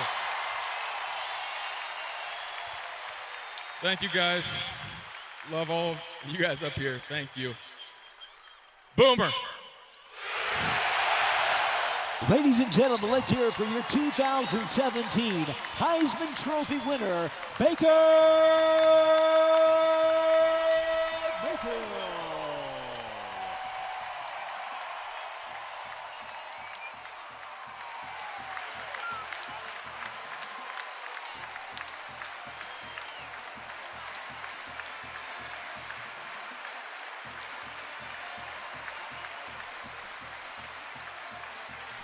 An incredible scene here in Norman today as they honor one of the all-time greats, number 6, Baker Mayfield, immortalized in bronze now at Heisman Park. The 6th such statue in Heisman Park. Currently, there will be a 7th added soon. He's incredible. What he means to the University of Oklahoma, what he meant whenever he took over. Remember, when he transferred, started at Texas Tech as a true freshman, walk-on, by the way, and he left right after Trevor Knight had the infamous Alabama game. Yeah. And I remember people going, what are you thinking? Why would you do that? First of all, the guy's fearless, and he believes he's second to no one, but he grew up an Oklahoma fan. Even though he hailed from Austin, Texas, he was Boomer Sooner. And I remember that January in spring workouts, talking with members of the staff, talking about not Trevor Knight, but Baker Mayfield and his leadership and how this team just gravitates to him. Look at that shot. That's not impressive. My former teammate Jason White, great Steve Owens. And at that time, Toby, you and I did the game together. Did they let Josh Heupel go? They just lost 40-6 to Clemson. I mean, there was a lot of question marks about where this program was headed. And enter Baker Mayfield, and he stepped in, and I thought with his swagger, with his confidence, with his bravado, he got this thing going back again. And finishing top 4 3 straight years in the Heisman. Hadn't been done since Herschel Walker. And ultimately, he wins that one in 2017 and leaves one of the most, if not the most beloved former Oklahoma Sooners in program history. Just an illustrious, incredible story and career. Yeah, it really doesn't matter where he goes in his NFL career, who he plays for, whether he wins a Super Bowl or not. He will forever be a legend. And welcome back here in Norman, America. Second half coming up next on Sooner Sports TV.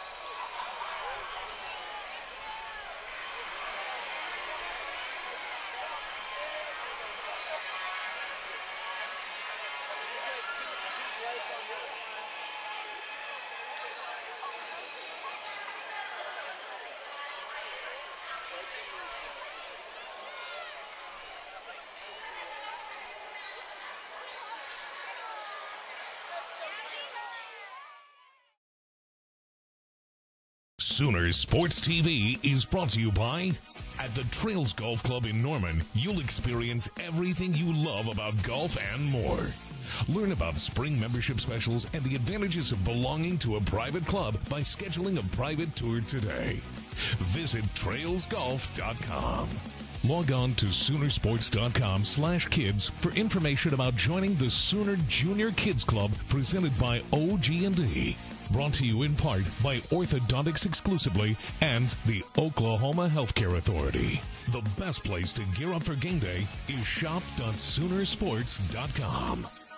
The Sooner Sports Podcast is your all-access radio pass to Sooner Sports. Listen as Toby Rowland and Chris Plank talk all things Sooners. New episodes drop every day.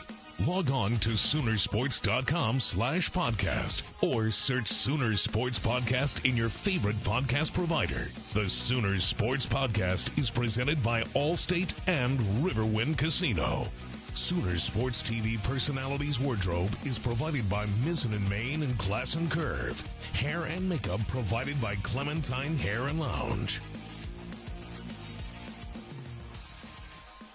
Baker Mayfield taking photos with the women's gymnastics national championship team as we get set for the second half. And wow, what a day it has already been. Baker Mayfield is back, a record-setting crowd here in Norman. First-year head football coach, and we're just now getting set to start the second half. All eyes on Dillon Gabriel today. What's been your impression so far of the quarterback? I think he's been impressive. I love the fact that he played as many snaps as he did, but 19 of 28 for 250, the one touchdown to Marvin Mims. He did have the interception, but I think we talked about it, how well this offense is functioning already. We see the breakneck pace, and you also see his ability to be accurate from the pocket, move around, make some plays. I don't see how anybody can't like what they've seen so far from Dillon Gabriel. The key for him is he understands what Jeff Lebby wants to do. That's exactly right. He understands all the verbiage within this offense, the pace that they want to play with, where everybody on this offense needs to line up, what their job is. So he's essentially like an additional coach on the field for this offense. They continue to really fine-tune everything on the field. An absolute dime there over the middle to an open Marvin Mims Jr. for his only touchdown of the day. Brent Venables says that's all well and good, but show me some defense. Show me what my defense has done so far today. They've forced 3 turnovers, Dustin. They have. Take the football away. Always a big key. Deshaun White kind of got it going with a big hit. Marcus Stripling's been great off the edge there. Couple of pressures, a sack that he's had also. So I like this play right here by Joshua Eaton to get the pass breakup. Takeaways, pass deflections, pressure on the quarterback. Reggie Grimes had a big sack on third down. I think there's a lot to like on both sides of the ball, and the Sooner team ran it pretty well. I think Javonte Barnes probably would be one of the discussions around the water cooler come Monday with what he was able to do in the first half as well. Barnes, 41 yards rushing and 2 touchdowns. Eric Gray, 53 yards. Tawi Walker, 39 yards and a touchdown. And the white team will have the ball first as we start the second half here at Owen Field. Team Red leading 21-10 as the buzz starts to settle in. We hope to be joined by a special guest here at some point in the second half, so stay with us. It'll be Ralph Rucker at quarterback for Team White from the 25-yard line. And he's going to put it in the air on the opening play of the second half. Incomplete, looking for Jaden Gibson. And that was Justin Harrington with the underneath coverage. I'm anticipating we've seen the last of Dillon Gabriel for the day. Got in a game's worth of passes in that first half. He's going sideline to sideline, back and forth. Get a chance to see Ralph Rucker here. Done some nice things for him in spring football. Pass completed to Jaden Gibson this time, just shy of the first down marker. It'll set up third and short. The game plan anyway, if they stick to the script, is for both of these teams to have the ball once in the third quarter, and then the running clock will start from there. So this second half will move more quickly than the first half did. 3rd and 2 upcoming for Team White. It is a handoff at a first down and some open field for Tawi Walker as he spins his way out to the 42. Nice hole off the right side. Like Aaron Parks. Also big Bray Walker from here locally. Westmore. Big gaping hole on 3rd and short. Big push up front in the offensive line. Jaden Gibson again as he knocks the helmet off a defender and carries himself forward for a first down into red team territory. That's a great sign. Back-to-back catches here to start this second half for Jaden Gibson. He had that one drop in the first half, but I mean, you can't, there's no substitute for size. And at 6'5", he is an imposing force and a matchup issue for defensive coordinators. Speaking of running backs, there is help on the way in the fall. Gavin Sawchuk, another very highly touted incoming freshmen will join in the fall. And we mentioned Marcus Major will be back as well. So that little bit of a thin running back room right now. There are reinforcements on the way. Coaches are very excited about Gavin. Whenever he's able to get here, a little counter inside. Seen quite a bit of between the tackles running.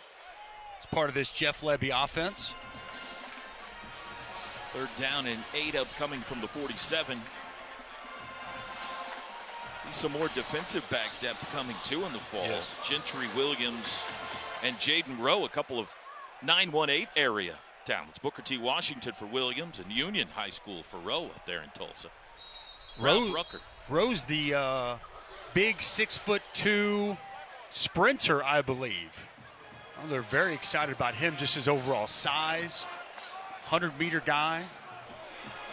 Chance to be somebody who shows up and he's in the conversation potentially. You track and field guy? Threw a little shot put back in my day, too. I can see that. Yeah, I can see that. You look like a shot My player. slide was pretty good. You'd have been impressed. Oh, is that right?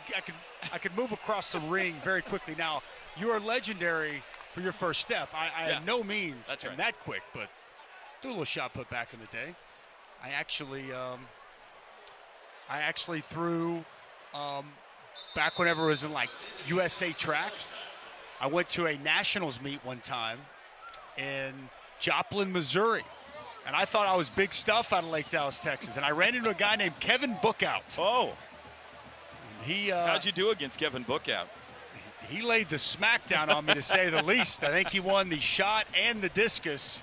I went home not placing, but I was welcomed to what some of the better throwers in the country. And I'd say Kevin Bookout was a pretty good one to lose to. Yeah. He went on to quite a bit of success, both on the basketball court as well as in the shot put ring. Yeah, he was knocking on the door of the Olympics for several years there. Handoff to start this drive for Team Red. That's Todd Hudson on the carry for 1.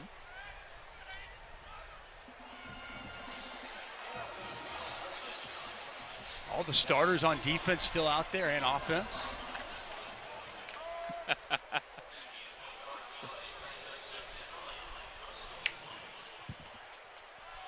We have had indeed a special guest join us in the booth. Nice completed pass. A flag is down. That's Brian Darby out across the 40-yard line. We'll see exactly what the penalty is about.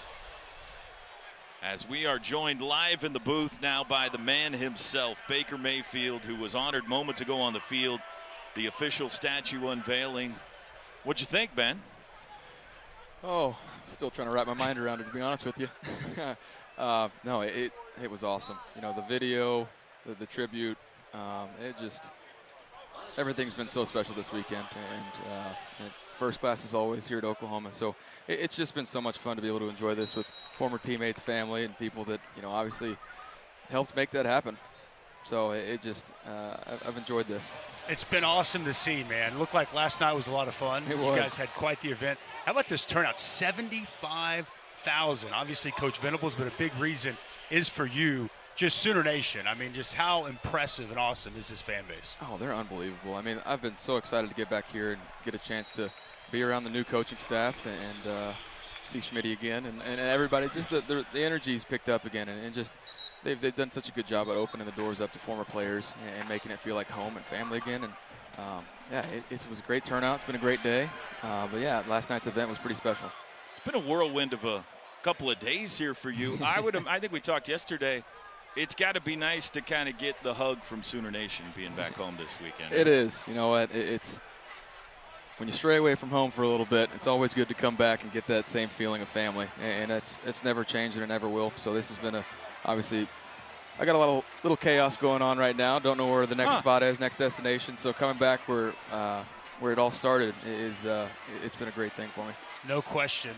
I was talking earlier about, I remember I was doing the radio broadcast, I think, when you first came. Take me back there. Take me back to, you leave Texas Tech and you want to come to Oklahoma. You're a walk-on. And at that time, Trevor Knight had just had the game of his life against Alabama. You grew up an Oklahoma fan, but what was it about that you chose right here? And as Coach Stoops even said out there, he'll never forget the day you showed up and said, I'm going to play football for you. What was it about this place that you chose that you had to be a part of this program? The atmosphere. I mean, grew up in Austin. Every single one of my friends was either a UT fan or an A&M fan. I had no reason to be an Oklahoma fan besides the fact that we used to just come up to games, and I just fell in love with the atmosphere, the tradition, the history, the standard, and the expectations. I dreamed of coming here and playing at the highest level, and this place is only continuing to grow and get better and better, and it made me become a better person, better man. I grew up here, and it continues to be somewhere that will forever have such a footprint on my legacy. You told a little bit of the story on the field when you had the microphone today about one of your earliest impressions being with the Owens family, with Tinker and with Steve. and unfortunately, Steve was unable to be with us last night, but I was so happy to see him down there with you today. Oh, my gosh, and I got a chance to go talk to him earlier right before halftime and just catch up with him. He's just the best. I mean, just a classy guy that cares about you. He's always inviting to, if we need anything, he's a resource for help and a stable part of this Sooner Nation and tradition that continues to be there for everybody. You talked with Coach Venables yesterday. He had me and a couple of my teammates come out and speak to the team a few weeks ago. He had me ready to go play again. Oh, my God, I was ready to run through a wall. I played for the guy, so I know fully what he's about.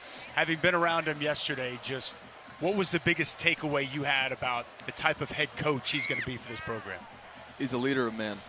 We talked for 30 minutes in his office alone, just the two of us, and I was ready to run through a wall at the end of it, but not 1 second or minute of that whole conversation was about football. It was about developing character, getting the right people here, and just, oh, there we go. We got a big one right here. Jaden Gibson in the clear. Look at those strides. There we go. Those are long strides. He's pulling away. Touchdown. There we go. That's good to see. That's what it's all about. You got celebration going on right now with QB and O-lineman. But he had me ready to run through a wall because he was talking about character, work ethic, the foundation, and for success, and just building that stabilization of what this place is going to become. 95 yards from Micah Bowens to the freshman Jaden Gibson. Before we let you go, you're coming back, right? You're going to be back, I think, in late June for your camp? Yeah, June 28th. Got another kids camp. Obviously, during the pandemic, we weren't able to do that. So that's something I've been extremely passionate about, and I'm excited to come back and be able to give back to this community that helped raise me. So I'm excited about it, June 28th. I've got a 10-year-old that's missed the last couple of years. So once I get a chance to tell him, you got to pay. After this, are you asking for free admission right now? Come on, we'll pay double. If we have he just flexed when you weren't looking. Yeah. Got a 10-year-old, he better be there. He's a huge fan of yours, and he's been fired up. So to hear that you're going to be able to do that, that's going to be fun. It's one of those traditions and things that I always look forward to, and now it'll forever be home. So I love that. Happy for you. Thanks for taking the time to be up here. Guys, Thanks for coming back to Norman. And for all of Sooner Nation, we love you, brother. Appreciate you guys. Love you, too. Great Baker Mayfield. We'll take a timeout. The spring game just got a little closer. We got some drama building. We're actually going to keep it right here. 21-17, Team Red in front. 2:20 and counting to go in the third quarter. That 95-yard strike to Jaden Gibson has made things interesting. And there you saw the explosiveness of the freshman out of Winter Garden, Florida. He got behind the defense, and then he kicked it into high gear with those long strides, and there was no catching him from there. And we got a football game now. The freshmen have been prominently featured, as we thought might be the case today. A couple of first-half touchdowns for Javante Barnes, and a second-half scoring strike to Jaden Gibson. And Team Red about to get the ball back as that clock continues to melt away.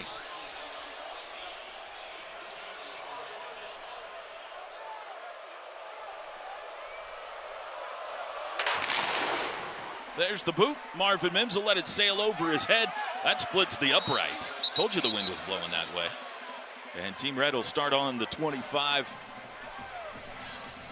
Take a look at some of the new faces on the Oklahoma defense. Speaking of the new guys having big days on offense, some highly touted new faces joining the Sooner defense as well, brought to you by Devon. Jeffrey Johnson, I liked him last year in the opener. He was here as the Green Wave almost pulled the upset. Really stable force in the middle. The guy we haven't seen a lot of, Jonah Laulu out of Hawaii. I love his frame. 6'5", long arms. Really been a solid performer here in the spring. We talked about Teddy Roof big size on Kobe McKenzie's a big body backer, and Jaron Kanek. I continue to hear the same comparison, and I caution everybody that does it, because you know that comparison is your partner, Teddy Lehman, and my longtime friend, Teddy Lehman. And I always caution people and say, as they're going to call this interception off, Teddy Lehman's one of the best that's ever done it in the history of college football. Right. He better be a college football Hall of Famer. Excuse me while I at least tap the brakes a touch before I go that route. But then every coach is always like, look, I'm just telling you what he's got the chance to be, what football means to him, his athleticism, everything. So we'll see. That is a lofty expectation to live up to, but it's the same comp I get from everybody. Jaron Kanek is expected to be a Teddy Lehman type of player. Lower your voice. Teddy is in the booth next to us. We cannot allow his head to get any bigger than it is. I can't get any balder, that's for sure. Fourth quarter coming up next. It's the spring game in Norman on Sooner Sports TV.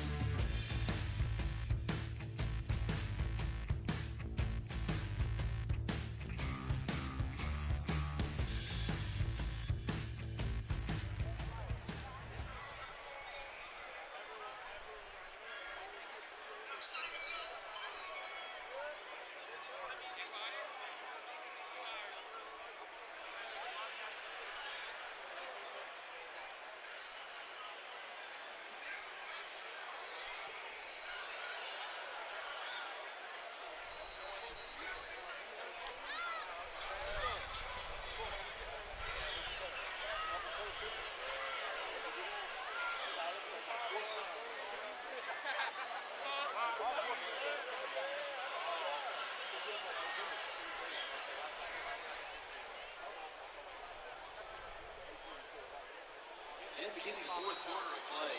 Line of scrimmage is the run line. First and 10. Fourth quarter time here in Norman, and a sack.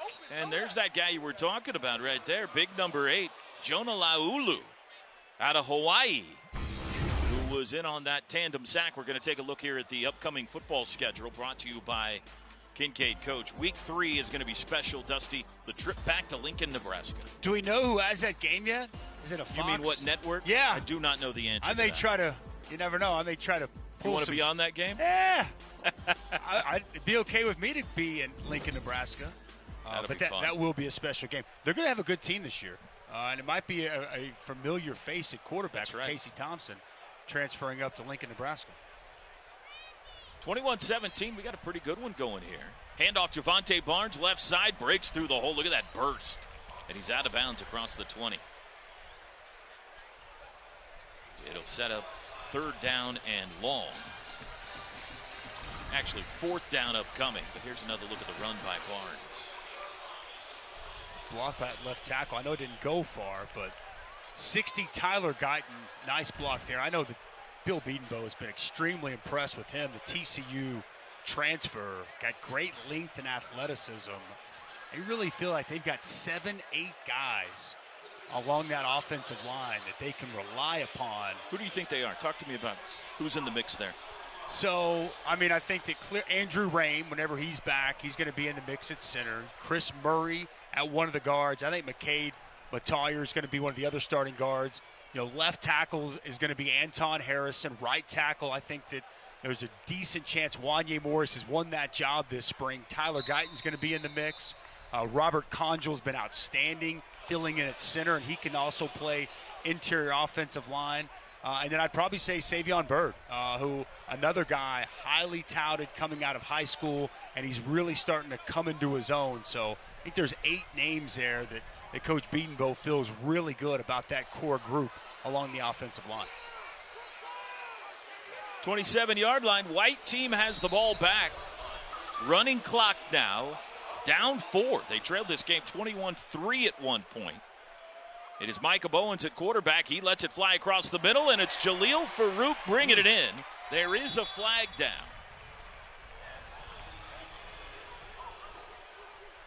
Love the adjustment in air and concentration to bring that in. We're going to get Like it's coming back. The officials, by the way, showed up with no mercy today.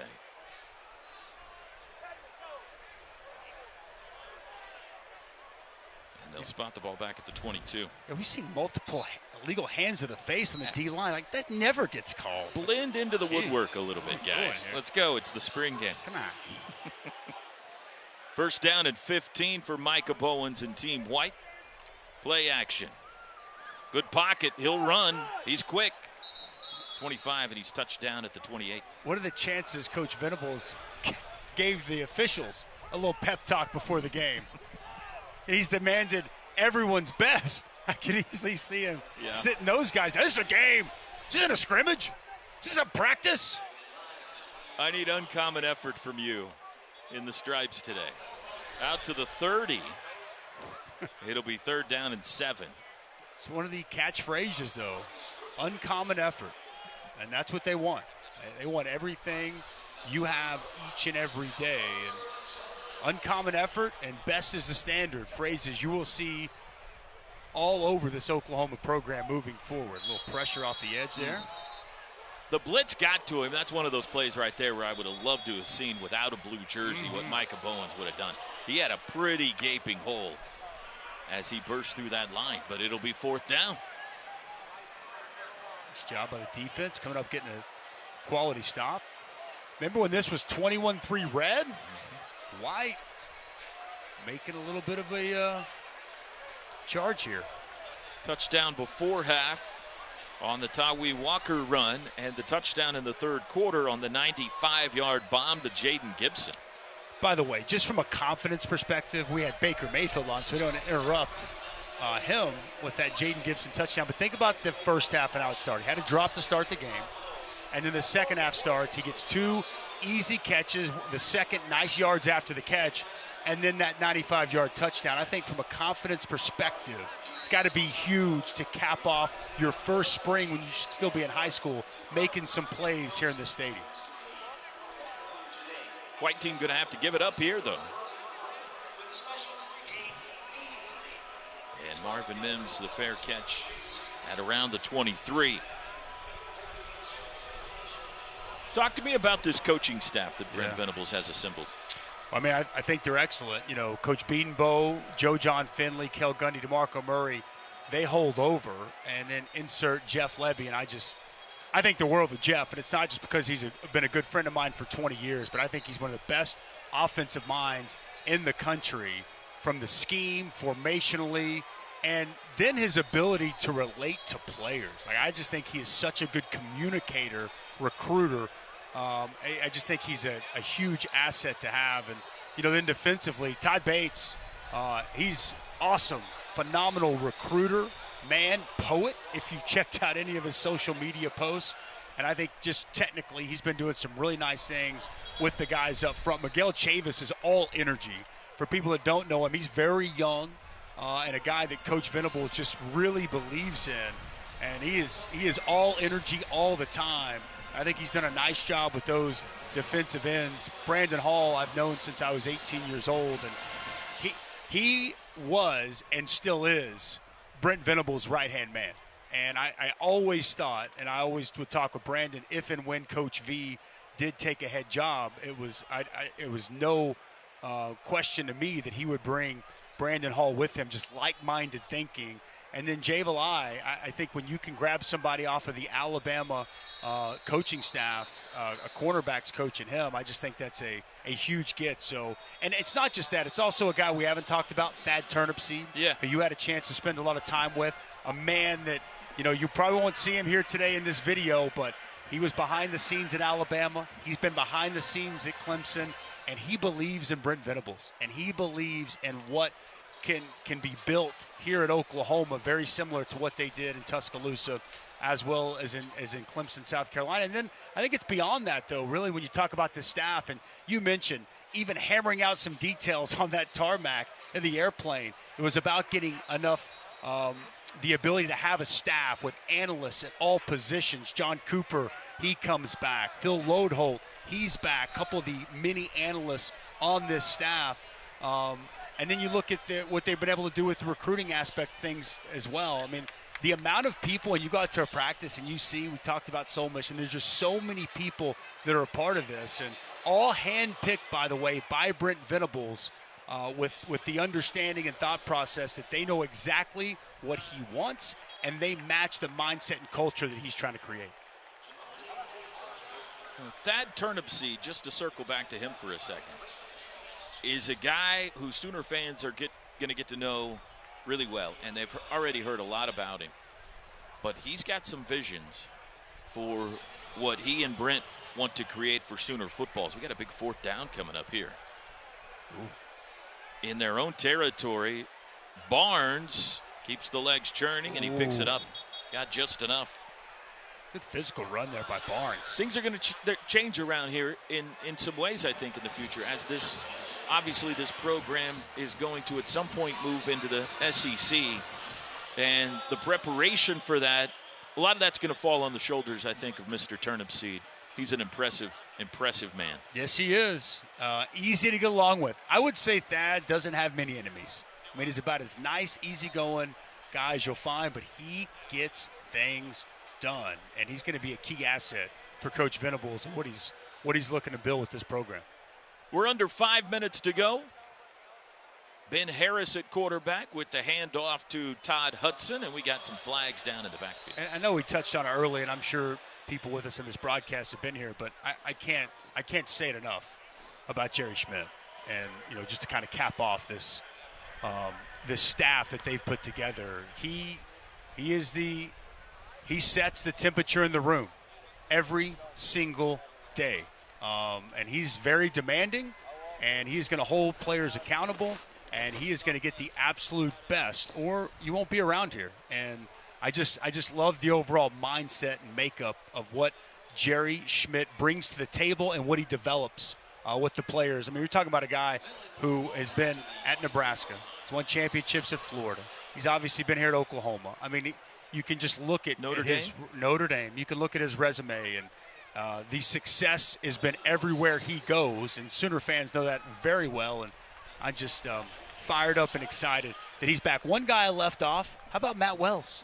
Matt Wells, Texas Tech head coach from Sallisaw, Oklahoma, Sure. So he gets to come back home a little bit. But calling games for ESPN, I've really gotten to Great guy. Enjoy Matt Wells. I thought he was done wrong last year, but what an asset you're able to add in Brent Venables, a guy with head coaching experience, a ton of football knowledge. I thought that was a key pickup as well, adding Matt Wells to the staff. We're running short on time as the red team is trying to melt the clock away here, but how do you size up the Big 12 and where Oklahoma fits into it? Well, to me, I think, Vegas sets odds. They've got Oklahoma as the favorite. I see it as that. I think Dylan Gabriel is my pick to be the top quarterback in this league next year. A lot of people around the country thinking Oklahoma is just going to fall off the map. I don't see that.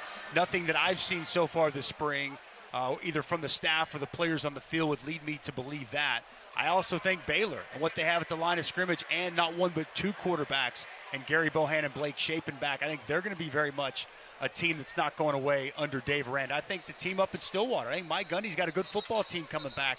Spencer Sanders, he played some really good football down the stretch of the season and capped it off with a fantastic game against Notre Dame. And they've got some legit players. Derek Mason's going to come in and get that defense right. They got some real guys along that defensive front, and particularly at wide receiver to go with the quarterback. And I don't know if it's the year yet or not, but something tells me we will see improvement down in Austin from Steve Sarkisian's bunch in year number 2. But that's kind of the way I look at the top half of the Big 12, and there's going to be some newness. Sonny Dykes comes in at Fort Worth next year. Joey McGuire, a new regime there in Lubbock, Texas. So there's some newness in this league. But if you're asking me for my top 4, I think it's Oklahoma, Oklahoma State, Baylor, Texas, in no particular order.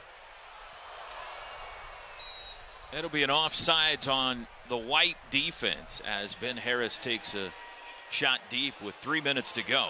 We have been told if this is a close game, and it is, that in the final couple of minutes they would back off the running clock and play it out. Remember, at stake is something very, very valuable today. The fact that you don't have to go through a Schmitty workout on Friday. Whichever team wins gets Friday off with Schmitty. Which means you can enjoy yourself Thursday night. Let's just be honest. Here's the thing, though, and Coach Venables kind of mentioned this. Somehow, some way, Jerry Schmidt's going to find a way to still get those guys that won to show up and be there at workouts. He'll guilt them into it. It's exactly right. It's exactly right. The joy will be short, I'm sure. He's got a way about that. So 3rd down and long still as Harris escapes the pocket and gets to about the 32. It'll be 4th and long, and Team Red will have to give it back, and indeed the white team's going to get an opportunity to maybe go win this thing here. That's all you ask for, right? Just give me a chance to win. How about this? The sun is out, Dusty. What's happened? So much for meteorology. Good. Don't say that. We've got a school of meteorology here. We can't make those guys mad. It's the best. They predicted, by the way, that the weather would not arrive until 6:30 or 7 o'clock tonight. Okay, well, perfect. So far, so good. Owen Field has started to empty after halftime, but a record number here today, 75,000 plus, the largest spring game crowd in America this year and the largest in Oklahoma history. And they got a show. They did. It's been a very fun game. The scoring is slowed down here in the second half pretty drastically, but a fun game. We've seen some big offense. We've also had a chance to see some defense on display. I think, again, as you step back, if you're Brent Venables, you saw a lot of exactly what you wanted to see. Quarterback making plays, some success in the run game, while also the defense stepping up with some timely stops as well. Ralph Rucker, the reverse spin and roll out, and wide of the mark of Karsten Gross. Do we know, is Ralph Rucker, is he a big Bernie Kosar fan? Wasn't Kosar 19? I think that's right. Memory serves. Good recall by you. There's not a lot of 19s that played quarterback. That's true. He's a closet Browns fan. Who knows? Out of Lucas, Texas, the redshirt freshman. Put it in the air again on 2nd down. And he'll be tagged with a sack back at the 28-yard line. That's going to make things hard for Team White here. Marcus Stripling again off the edge. Nice wrap there. Jalen Redmond.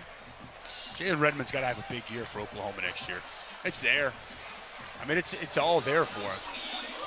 Can he consistently get it done and stay on the field? You know, he's been banged up throughout his career. Chance to have a huge impact on that front for Todd Bates. Rucker again to the sidelines looking for Gibson, wide of the mark. And it will bring up 4th down, and with just $1:25 to go, Team White's going to have to go for it here.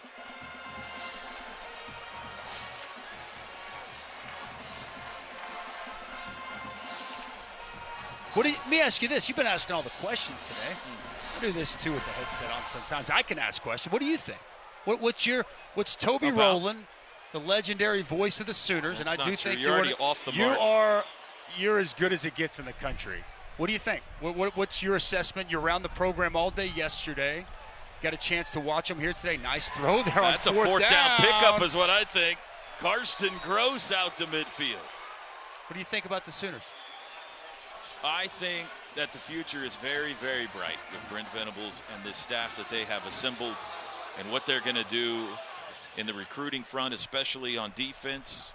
And I think this year they got a great shot with Dylan Gabriel at quarterback and some of the talent they have. Shot down the near sideline is incomplete to make a run at a Big 12 title. And if you do that, you've got a shot at being in the college football playoff discussion. So, no, I think that there's a lot of national pundits who have looked at what has happened since December and maybe misread the situation, in my opinion. And we'll see how it plays out, but there is no doubt in my mind that they have made a tremendous hire in Brent Venables. Could not agree more. It's very well said by you. So we get a touchdown sack there. Ethan Downs. Ethan Downs, a little spin to the sack. I totally agree. I love where this program is headed. He has something, and we saw it today with the outpouring of players, 75,000 Sooner fans. This program right now has been galvanized, and it's come together, and it just feels like there's some great things on the horizon. And oh, man. Bob Stoops agrees. Okay. And no big deal. Walks in with 20 seconds left. Yes, it does. How you doing, Coach? Oh, the best. He was tremendous. The best. A one-handed juggling catch. I was telling Toby, I was here a couple of weeks ago to speak to the team. I was ready. Give him a headset. You put that on real fast, Coach. Well, maybe not. That's it. It ends. See you, Coach. Thanks, Coach. Thanks for stopping by. 21-17, the red team wins it.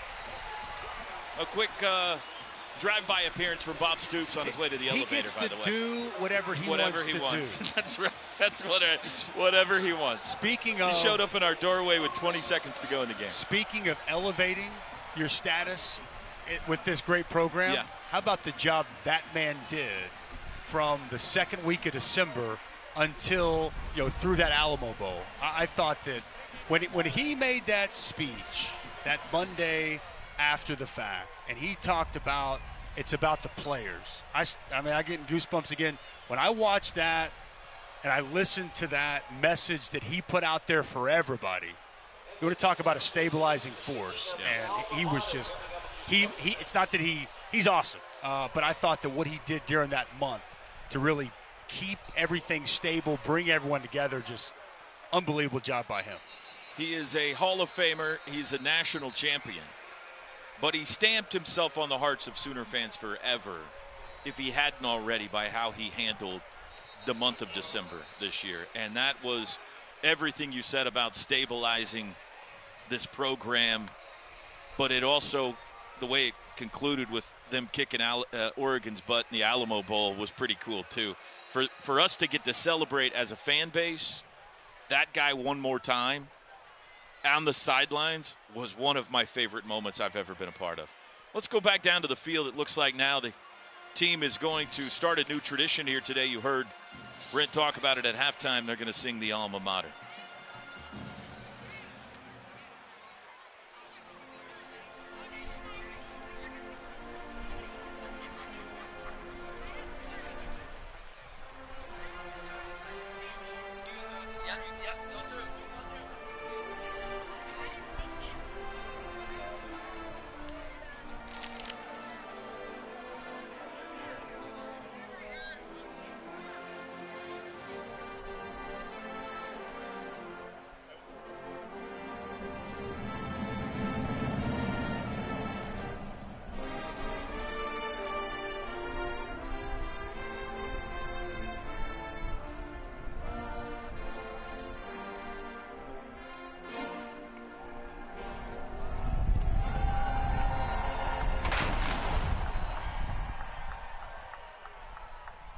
It has been a special day here, the 2022 Oklahoma spring game. Team Red wins it for record-keeping purposes, 21-17 the final. Toby Rowland and Dusty Dvorak back with you. We hope to hear from Brent Venables here in just a few minutes. But what are your biggest takeaways today?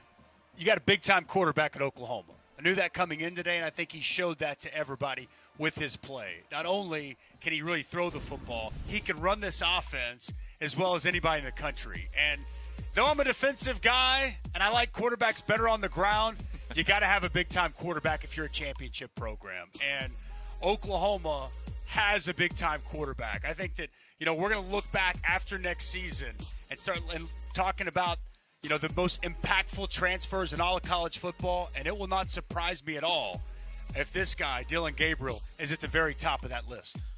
He was going to be the starting quarterback this season regardless of how he played today. But I'm happy that he played well. Yeah. It'll make everything settle well for Sooner Nation, I think, this summer. We've seen it go the other way in spring games. Kyler Murray's spring game in similar settings.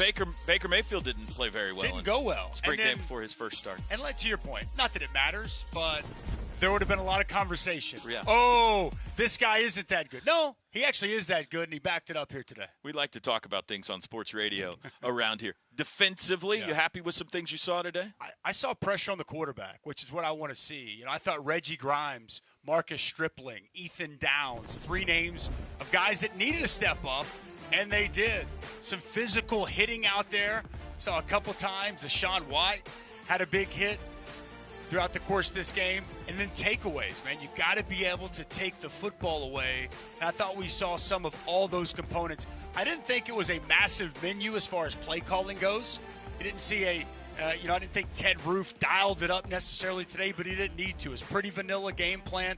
There were some pressures here and there, but I thought overall, this defense really stepped up and made some nice plays. But I think the biggest area of concern heading into the year, I think, would have to be up front, just on what you lost. And Perrion Winfrey gone, Isaiah Thomas gone, Nick Benito gone. And I thought that we started to get a glimpse of some of the key components that you wanted to see here in the spring game today. Freshmen, new faces, always something everybody's excited to see at a spring game. How about Javon?